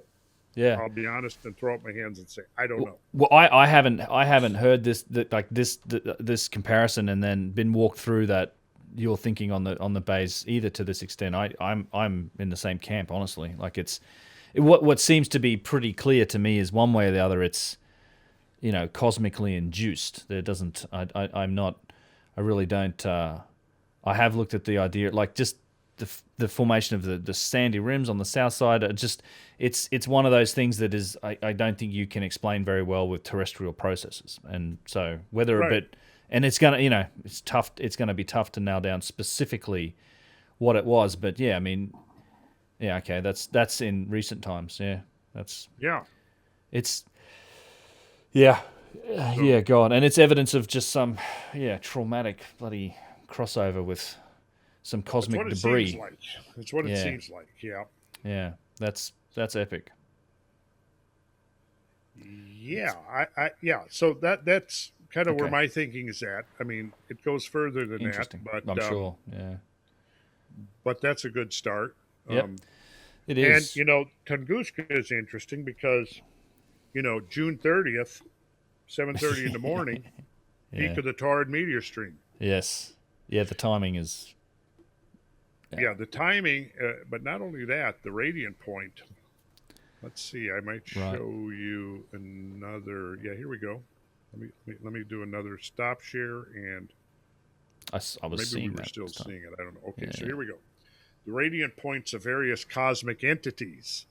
So if you're standing here and we're looking to the south, here's the sun over here. Right. This would be at the time of the Tunguska event. Right. Points A, K, and Z, if you look carefully, there's K and Z, represent successive approximations of the radiant point for the Tunguska object.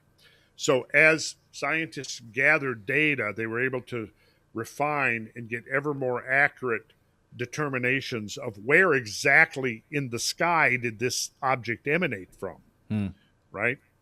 So here we're going to identify some of these. Let's see. Let's look here. So there's the Taurids. Here you've got a number of Earth-approaching comets.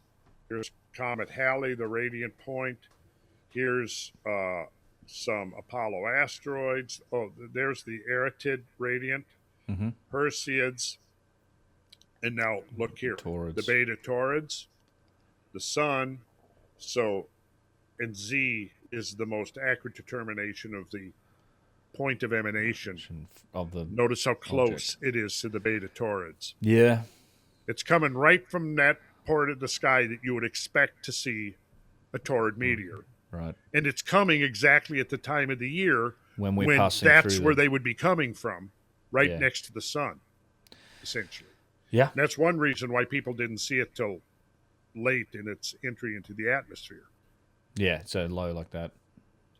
So for those two reasons, the timing and the placement of it is strong evidence that it was probably part of the Taurid stream.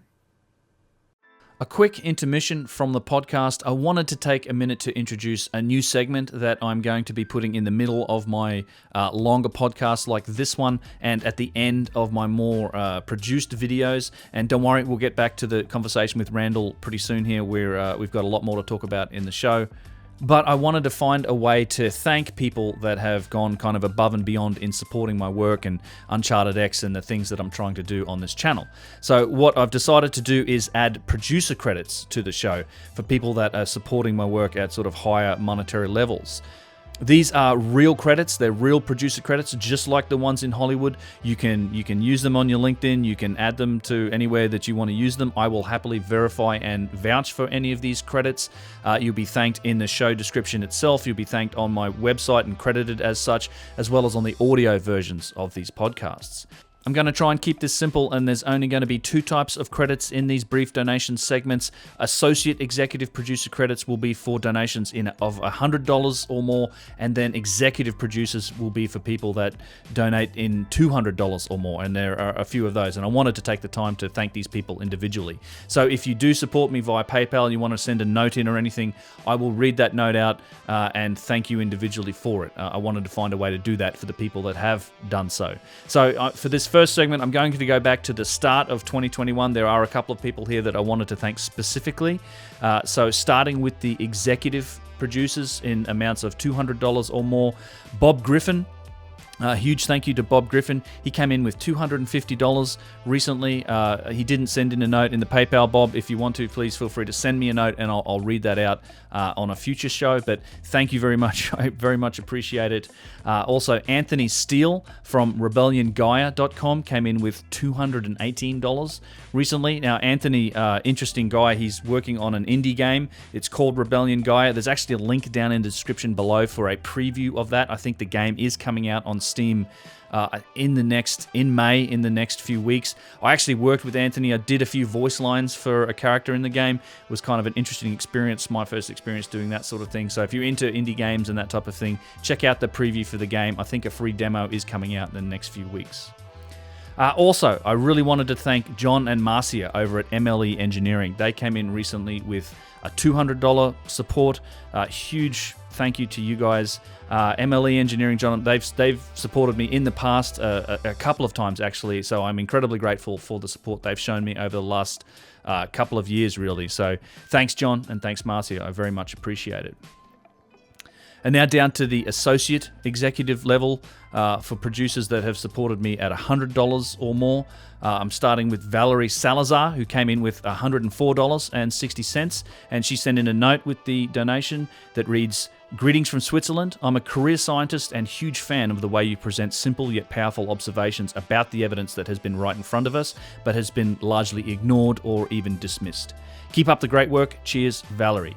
Thanks, Valerie. Very much appreciate that. I'm glad that you're enjoying the work so far.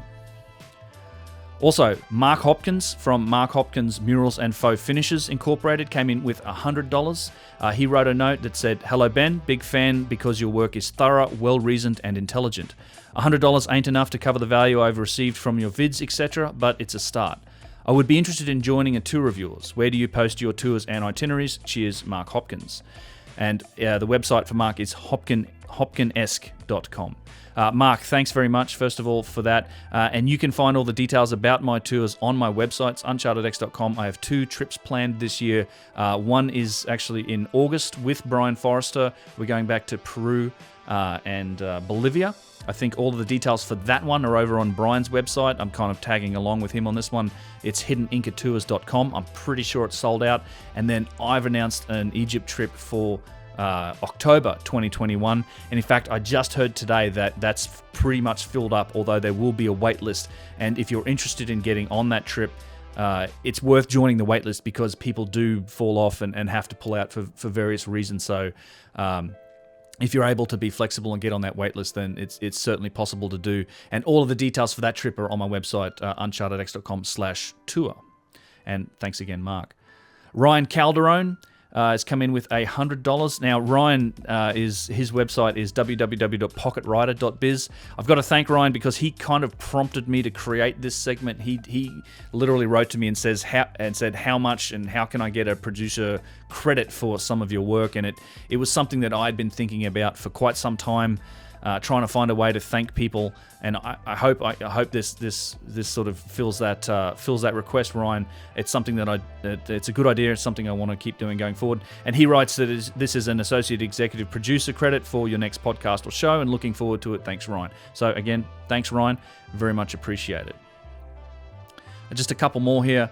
Andrew Roman came in with $100, and he wrote a note. He wrote, "Thank you for your work, Ben. I really enjoy the way you approach the topics and the guests that you bring into the discussions.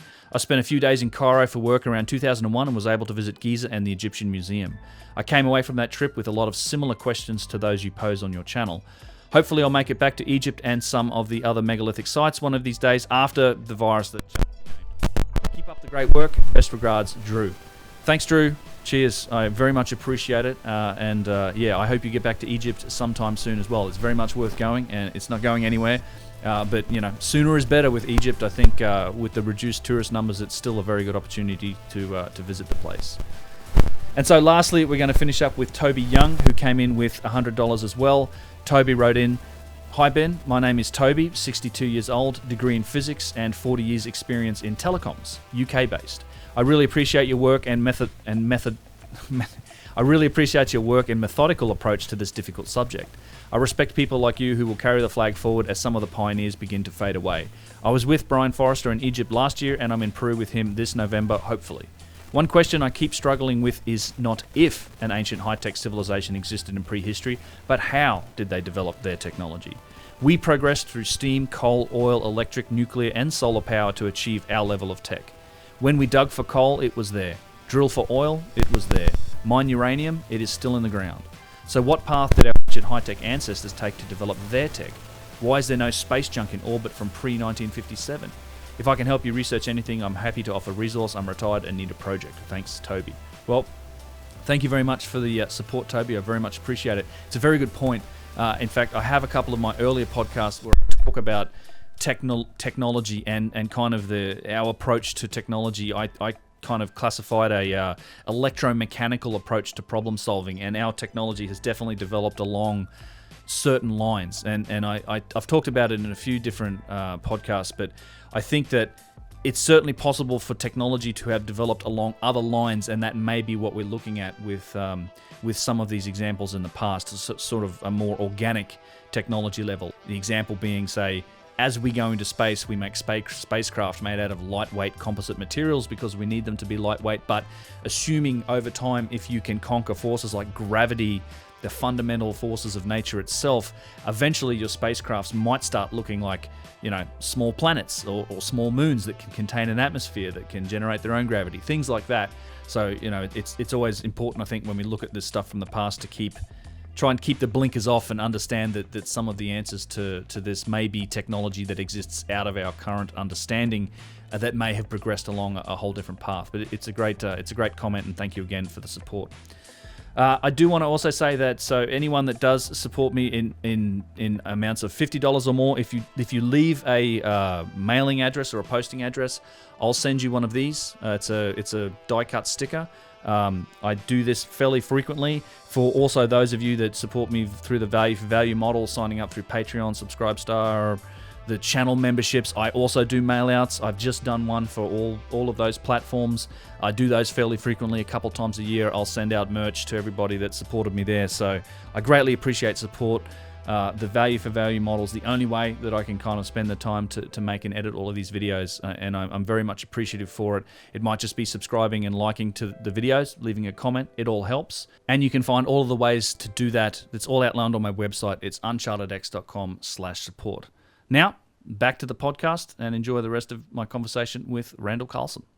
So one of the most interesting parts of all of this to me is how comets and the cosmic environment. We have all this evidence today of cataclysm, of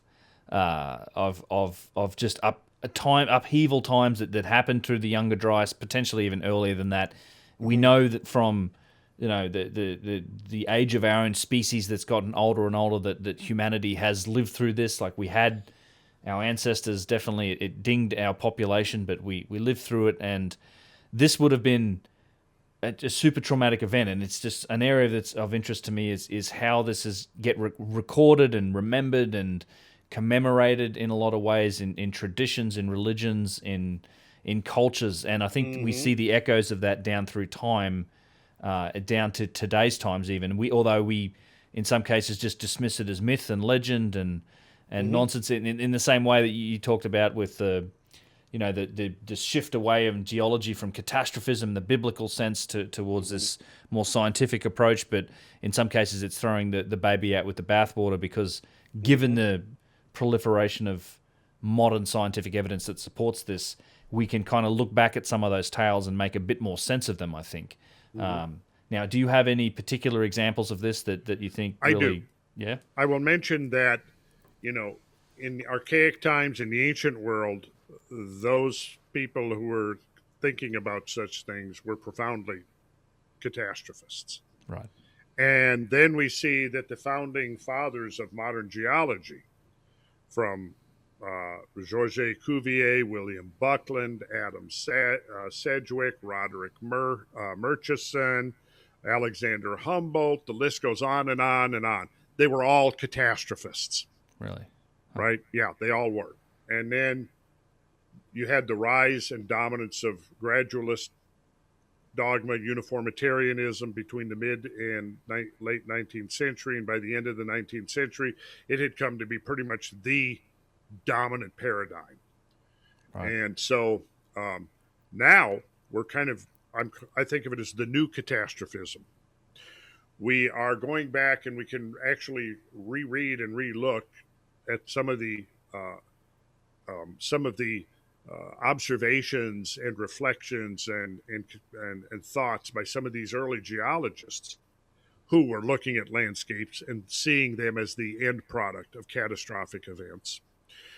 And we can also now look back at the archaic world and their traditions that have come down to us in the form of myth and legend, and now begin to recognize the catastrophism, the actual plausible catastrophism that's contained there. And so we are now in this really interesting phase of this emergence of this new catastrophism. So we've got ancient catastrophism, then we have catastrophism from the founding days of geology, or in the 19th century. Then we had a century of dominance of uniformity and gradualism. Then starting in 1980, in the 80s, into 90s, we've had this accelerating body of evidence that is forming the framework for a new catastrophism. Right. I will mention, though, that as we're learning more and more and more about the history of catastrophic climate change on Earth, and that we see that catastrophism has been an integral part of global change processes on any time scale that we can measure. At the same time, there are now mountains of data and evidence of observations, empirical data as well as theoretical data, that support the idea of a very dynamic history of this planet. At the same time that is happening, the discussion in the mainstream media and in the political circles and so on has degenerated into the exclusion of all that. Yes. And the focus only on the anthropogenic element of climate change, of global change. Right. Which is too bad, because now what's happening is so much of what we're talking about, the average person that is totally, you talk to anybody, everybody's heard of global warming and climate change. Well, what does that mean, climate change? Right?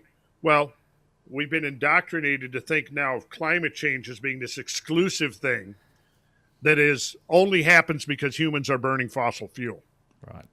Right? So what has happened now is we're neglecting this whole dimension.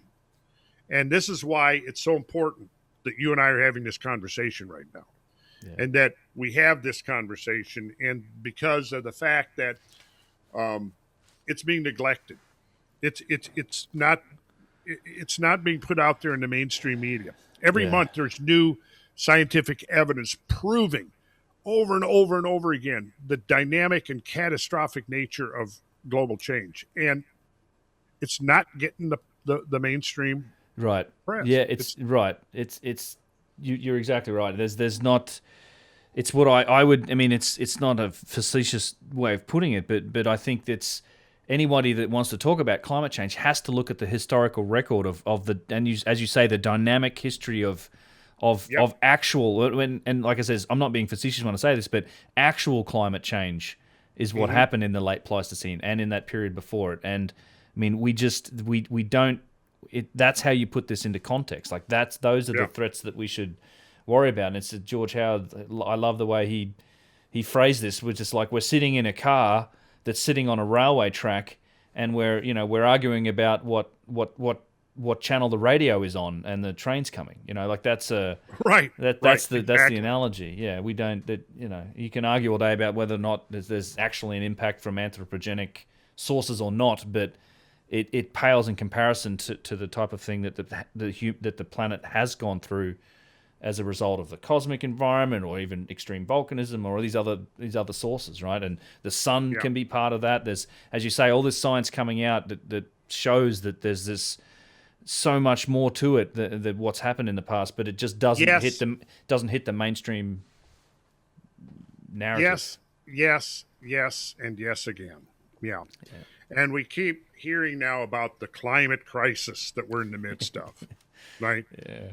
We have a hurricane, a strong hurricane, a couple of them happen a year. Like, we pretend that this has never happened before. Right. But the actual evidence shows it's happened over and over and over again. And there's nothing unprecedented. So when we talk about climate crisis, I want to show this graph, if I may. Yes, please. That I think really exemplifies climate crisis, what we might really mean about climate crisis. So I am going to do a share screen. And we'll do this graph right here. Let me enlarge it. Yes, and here we go. Oxygen isotopes in Greenland. So let me quickly, I love to present this graph, and I've presented it many times. I presented it on Rogan's show. Yeah. But we'll look at it here for the sake of consistency. Relative oxygen isotope ratios. I won't go into that because I only got a minute. But as you go into the larger negative numbers, you're getting that's the implication of colder weather. Yes. It's the ratio of oxygen 18 to oxygen 16, heavy oxygen to light oxygen, because during warmer times, you have much more energetic evaporation from the oceans. It transports more heavy oxygen. In colder times, you have a suppression of the heavier oxygen, and so you have this diminishing ratio. So this graph here is the Holocene. Yes. 0 is present, 10 is 10,000 years ago. Yep. You can see. And what you see when you look at this graph, the magnitude of these changes varies between about 2 and 4 degrees. So look, like you see this little spike right here? Yeah. That's about 2.5 to 3 degree spike Shift. in temperature. Yeah. Right? So what you see from this graph is constantly oscillating climate. 1 degree, 2 degrees, 3 degrees, back and forth, back and forth, back and forth for 10,000 years. Get back right here. This is an interesting little excursion right here. This was the 8,200 to 8,300 year cold snap. Now, it looks pretty insignificant within this graph. If this was to happen right now, that graph, that cold right there, could spell the end of modern civilization. Yep. Famine. Why? Yeah. Because you're talking about a century here where the average global temperature has dropped by 4 or 5 degrees. Yeah, that's huge. What's that going to imply in terms of agriculture? What's that going to imply in terms of crops?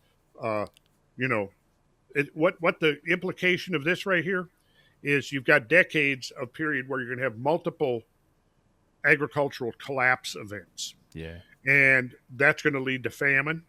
Famine is going to lead to pestilence because people's immune systems get weak. Now you have opportunistic diseases. Okay. So this could qualify as a climate crisis right here. Yeah. Right. Now look what happens as we get down here. We see that the graph is trailing off to the left at about 10,000 years ago. This is 1,500 meters down core. Yes, in the ice So we're getting way down there in the ice. So what I want to do is I'm going to take this graph. We've shown here, we won't have time to get into this now, but this is showing alternating warm and cold spells. It's showing how culture and civilization advanced during the warm periods and regressed during the cold periods. Yeah, people don't realize things like the Renaissance warm period. Right. So, now I'm going to bump this graph down into the late ice age so you can see what a real climate crisis looks like. Yeah, it's a fantastic graph. It is. Look at that. That's right. Now, what does this mean? I mean, how long do you think our modern civilization would survive through this? Yeah, not very long. No. Now, what they're trying to get us to believe is that somehow by adding 1 molecule of carbon dioxide per 10,000 molecules of air is going to cause a climate catastrophe. Yeah. Right? When all it really is doing noticeably is driving a greening of the earth. We've got forests proliferating. We have, the sub-Saharan Africa beginning to green. The bulk, the bulk biotic material on the planet has increased about 20% when it was supposed to be going the other way. Right. But yeah. aside from all that, which is a whole discussion we could and should have, We should. We've got this to contend with. And we don't have an explanation for this. But we darn sure ought to come up with some kind of an understanding of what's going on here, because this is a natural dynamic here. It is, now, yeah. Yeah. What's driving this? If we don't know, and we don't know, don't tell me that the science is settled. Don't tell me that the debate is over. No, I will say to you that the debate is barely getting started. So don't try to shut down this discussion, because we need to have this discussion. It's important.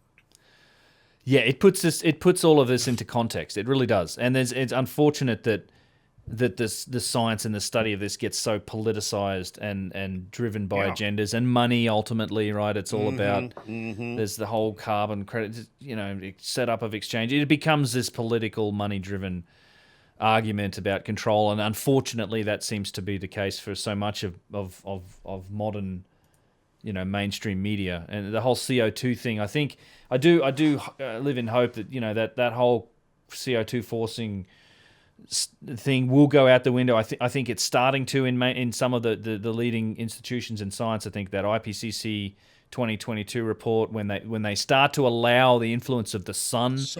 On these effects, it's going to really diminish the importance of the CO2 model. But at this point, there's so much political and mainstream weight behind it that they're going to continue with it. I mean, not for nothing, but back when the planet supported the largest life forms it ever has in the Jurassic period, I mean, the CO2 levels were far higher, and when the planet was far warmer, and everything was fine. Life was blooming on this planet everywhere, like megafauna, megaflora. It's not warming and CO2 per million. Exactly. Yeah, warming and CO2 isn't. It's not the devil. Like, it's not. And slight. It's cold is the issue for civilization. And cold, and that was in that graph that I showed. I mean, yes, cold has been detrimental to civilization. Yes, definitely. Warm means good. You've got a longer growing season. Yeah. You've got copious rainfall. Yeah. You're growing a lot more food. And this is why we can see the transition from the so-called Dark Ages, which was a cold period, into the medieval warm period, when the Vikings were colonizing and farming western Greenland. And in Europe, you had the birth of this the Gothic flowering, where all of the great cathedrals were built during the warmest 2 centuries of the last 2,000 years. Yeah. And there's a reason for that. The reason is that there was abundant food, and compared to people in 2 or 3 centuries earlier, during the cold of the Dark Ages, right? Right. What happened? You had increased lifespans. You had actual increased stature of people. You had reduction in infant mortality. Yeah. Right?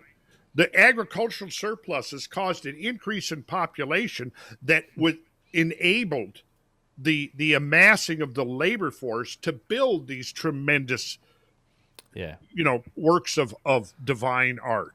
Yes. And then you can actually see the progression of the Gothic movement. All of a sudden, within about a decade, it all pretty much comes to an end between around 1320.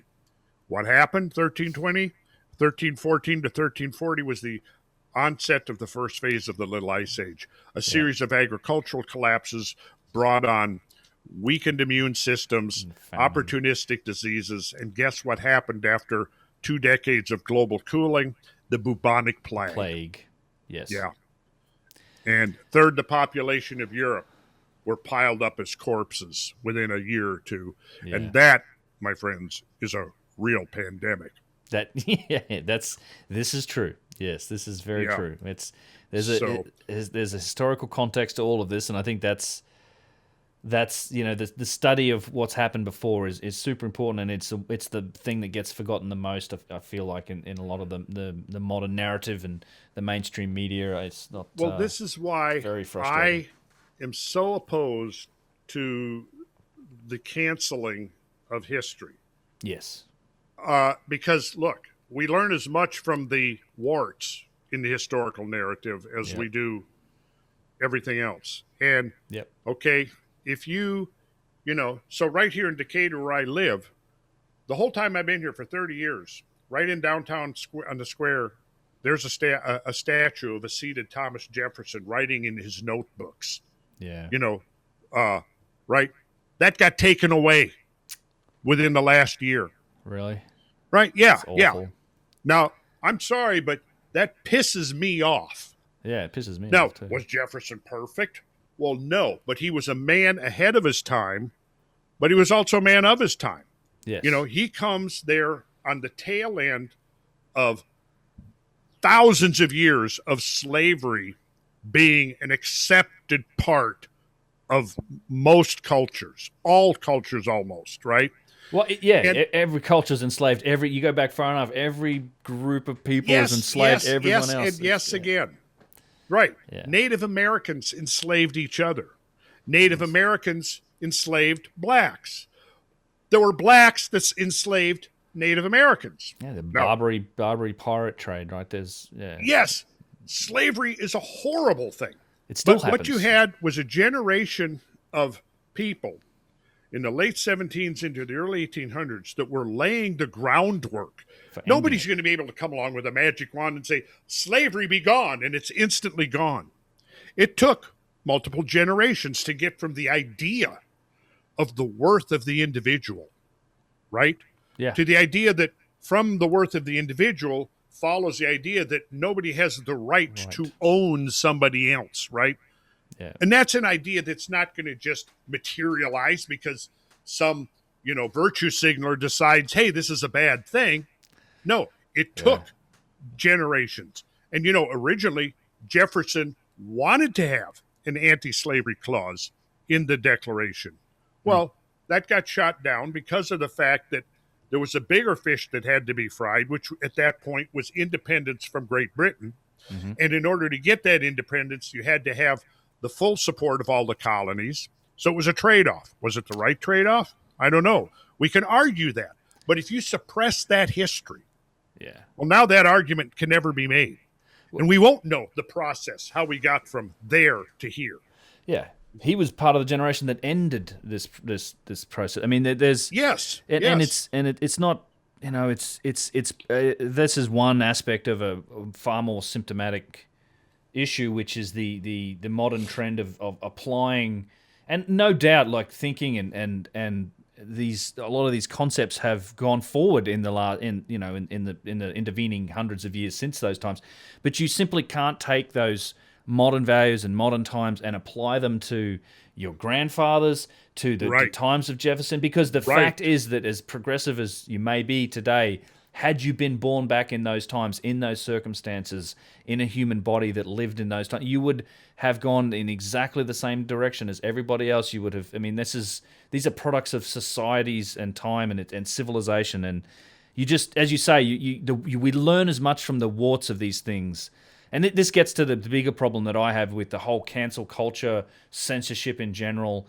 What universities in a lot of cases have turned into with this, the idea that we're all about diversity, but as long as you agree with me, then that's the only diversity we'll tolerate. It's I think it's a big problem because, I mean, you're supposed to be able to face challenging ideas and debate them honestly, because that's how you refine thinking. That's how we move ideas forward. You can't, there's that, you can't just shut down these ideas and change the pictures of history, because you'll end up repeating them simply by trying to enforce these mandates in a lot of ways. Right. Yeah, so I agree. I think it's a big problem, and it's one that extends to so many fields. There's climate, there's society in general, but it's and the whole mainstream media machine sort of feeds it, and it's turned into this propaganda engine that it just. Oh yeah. I think there's more and more people are waking up to that and stepping away from sort of those mainstream sources. So. Yeah, I hope so. I mean, we really, we need to get away from that. Yeah. There's no, we don't need to be afraid of ideas, even if those ideas turn out to be wrong. but that's we talk about well, look, if we can't have debate, Right. then there's no such thing as democracy. Is just a farce. That's right. Right? Yeah. It is. It's just a farce. Yeah. The answer to speech that you don't like is more speech. It's more speech. It's like exactly. arguing. That's you hoist them on their own petards. Like it's not a. That's the answer. Mm-hmm. It's not to then to cancel it, to change it, to take down statues and do all this. It's this trend of historical revisionism that is going on is disturbing, and I have the same. It's very disturbing. And I think any true student of history would probably find it fairly disturbing too. Yeah, I don't know. Well, like you said, it's the politicization of this, and climate change is the perfect example of where, if you raise some of the obvious questions and glaring contradictions in the prevailing narrative, the typical response is, "Oh, you're a climate change denier." Yeah. Or I've been called multiple times, he's a climate change denialist. Yes, that's right. You get labeled. Where have I ever? Yeah. And I certainly, and have said on Joe Rogan several times, look, carbon dioxide can induce climate change. It's one variable in a very complex equation. System. Yeah. But I think in the final analysis, it will turn out to be one of the less important. And we can get into having a discussion about the whole issue of what happens with thermal capture in the 14 to 17 micron window with an enhanced carbon dioxide. We can talk about the feedbacks that were put into the models in order to ramp up the effects. All of that. Yeah. All about the computer models. Like this is all all of this science. It's all based on ultimately faulty computer models. If you want a summary of the whole thing, like I think that's where it is. You are exactly right, man. It's all based on computer models, which in retrospect appear to be largely faulty. Yeah. And this is why there has been such a divergence, what's called the divergence problem. Yeah. And the divergence problem is the actual raw data of temperature change compared to the projection of 20 years ago. That's right. And then there's been an adjustment. Like there's been they have, I mean, there's so, we can get, it's a whole other topic of how, cool the past and warm the present. I mean, there's been adjustments from the raw data of actual thermometer readings to match trend lines based on these projections of computer models. Yes. And it just doesn't match reality.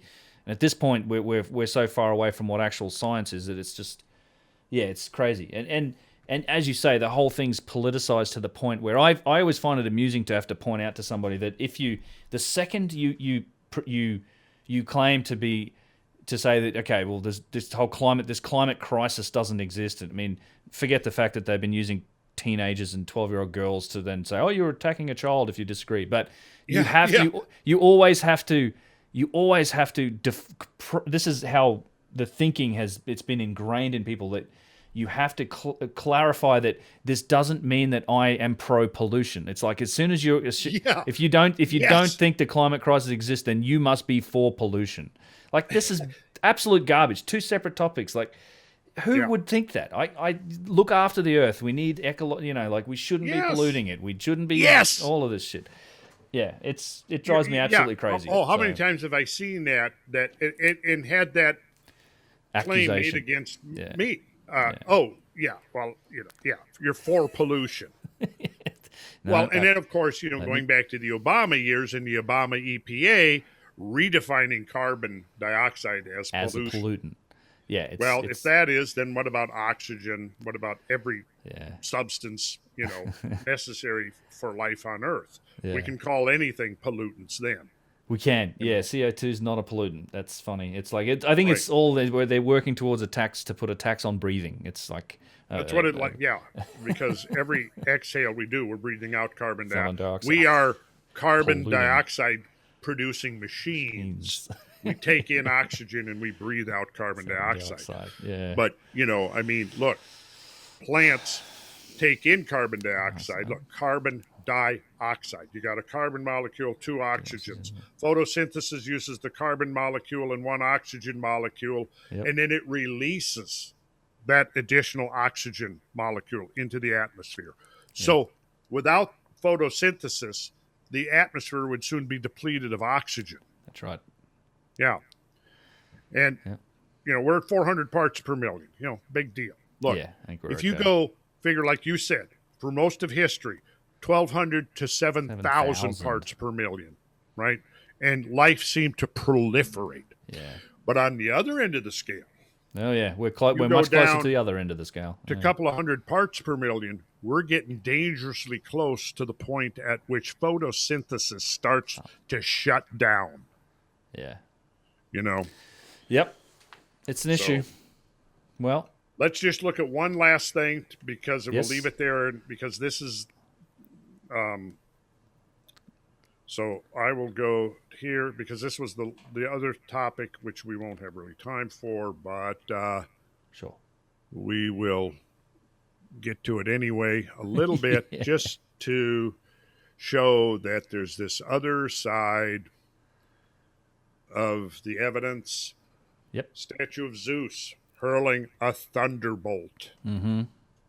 Statues in the National Archaeological Museum of Athens dates from circa 450 BC. So that's right around the time, not long after Solon returned to Athens.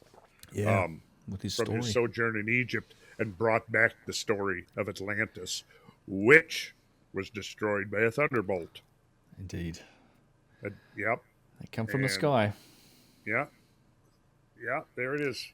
And we can go in. We've got a lot of stuff here we can get into. Yes. Juicy stuff, ancient eyewitness accounts. Comet drawings from China, yeah. Yeah. Really good stuff. Butterfuck the... just the traditions in general. Iron Age spear made out of meteoric iron and with these types of carvings on it. Mm-hmm. Notice the swastika there. Yeah. And then go back and look at some of the cometary forms from China. There it is. Look at that. See that? This would be a rapidly spinning comet nucleus throwing out jets of volatile gases. Yeah. Yeah. And you'd see that coming for a little while. Yeah. And then we have things like this that is really interesting discussion that we can have in the future sometime. Yeah, I'd love to. This is hidden. I mean, this is actually right out of the Masonic tradition. Mm-hmm. Father Time plaiting the long hair of this weeping maiden who's holding the Grail cup in one hand in the form of a ciborium and a sprig of acacia in the other hand, weeping over this book which is placed on this broken column. Crumbling. Father Time holds a scythe, and right down here is the hourglass. It's all right here. It is. First of all, remember what the word cometa means from where we get the word comet. What does it mean, Ben? I don't know. Cometa, long-haired. Okay. Cometa. Long-haired. Because so many comets gave the appearance of having long hair streaming. See? Mm-hmm. Here we have the long hair. So, comets in ancient cultures. And I have tons of stuff on this. Yes.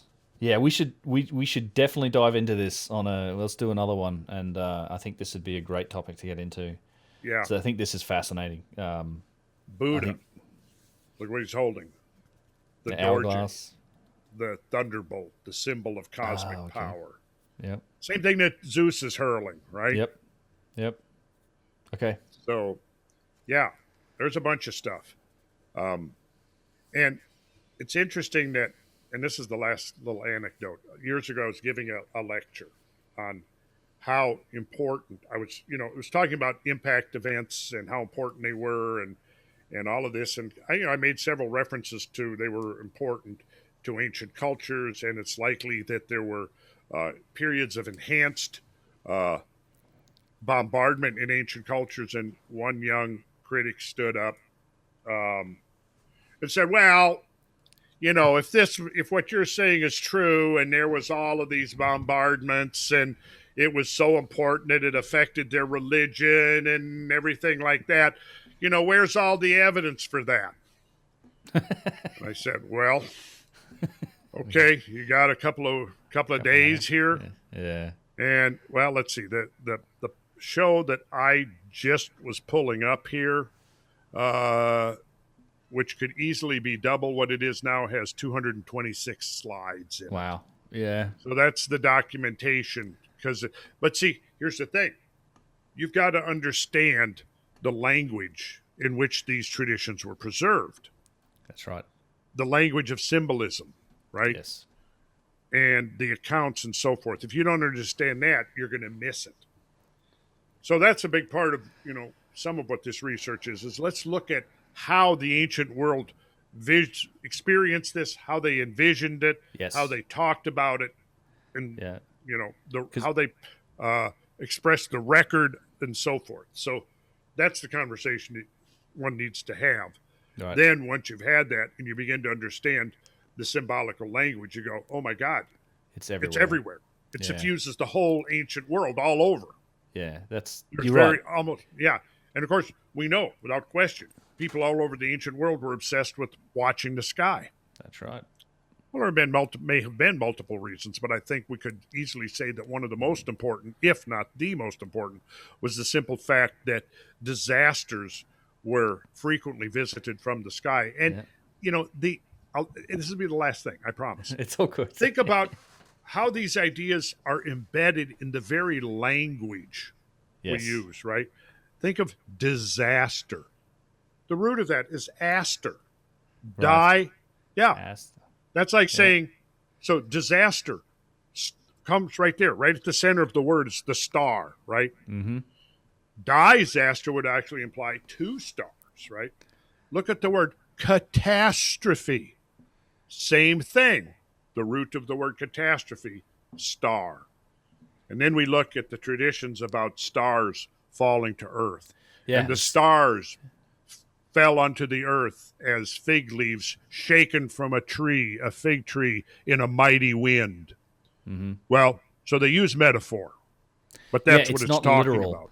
That's when you talk about with symbolism, it's not literal. It becomes deified and personified and part of stories and traditions, and that's how we remember the data. It's just like we wouldn't remember it through generations if it was a purely literal tale. Like and there's knowledge in all of these things. You're right. I mean, I think back to the old saying of like the sky falling in. I mean, that was always an old saying that's come through many cultures of like that's. The end of the world was, the sky's going to fall in. It's like that's where it comes from. Yeah, absolutely. And there's no end of it in architecture. I mean, the Mayans and it's on pyramids. Right. The cosmic serpents. I mean, it's all cosmic. And boy, this is something we can dive into. Definitely. And to me, the most really exciting development, though, is that there seems to be a network of independent researchers coming together right now as we speak that are all looking at different aspects, different dimensions, different perspectives of this overall phenomena. And over the next few years, I think we're going to see a real cross-pollination of some really exciting ideas. And these are ideas that really critically need to get out there and become part of the mainstream discussion. Yeah. And I see, maybe a dozen podcasters now that are instrumental in that. Hopefully we'll bring a lot of those guys in under the umbrella of HowTube, and we'll really be able to begin that dialogue that needs to happen and come up with creative ways of getting this story out there, because it's an alternative narrative to this whole thing we're being spoon-fed by mainstream media. Yeah, I agree. Yeah, and it's one that gives, I think, a lot of context, and it helps fill in a lot of gaps and helps people, I mean, almost live your life and find your place in a lot of ways too, as a human. The mainstream narrative is just this very short-termed vision that's just driven by political goals. But other than that, this was wonderful, and hopefully, I have the same hope that I think there's a rising tide of a lot of these people coming together with these ideas, and I agree that all of this stuff has to come out to the mainstream. So, this has been great, Randall. Thank you so much for your time once again. And as you say, we've sort of scratched the surface on a couple of things here. I'd love to get back in and touch on a couple more of them in the future. That'd be great. Well, and there's such a mass of material here, and we will be exploring a lot of this in depth on the Cosmographia podcast. Yeah. Yep. So people check I that would out. highly encourage people to come over. And if you go back to the first episode and start listening, we're building a case methodically, like you said, episode by episode, trying to lay out the whole broad framework of this shifting paradigm with enough detail in it that one can really begin to see the animal that's emerging, the entity that's coming out of, because a lot of researchers were putting these we're putting down these dots. Yep. And that's been going on for a while. Yes. But now we're in the stage where we can start connecting those dots. And what we're going to discover remains to be seen. But whatever it's going to be damn exciting. Indeed. Yes, I think it will. I agree. All right, man. All right. Yeah. Well, thanks for your time. We'll do it again. My pleasure, Look forward to Ben. seeing you again. Cheers, Randall.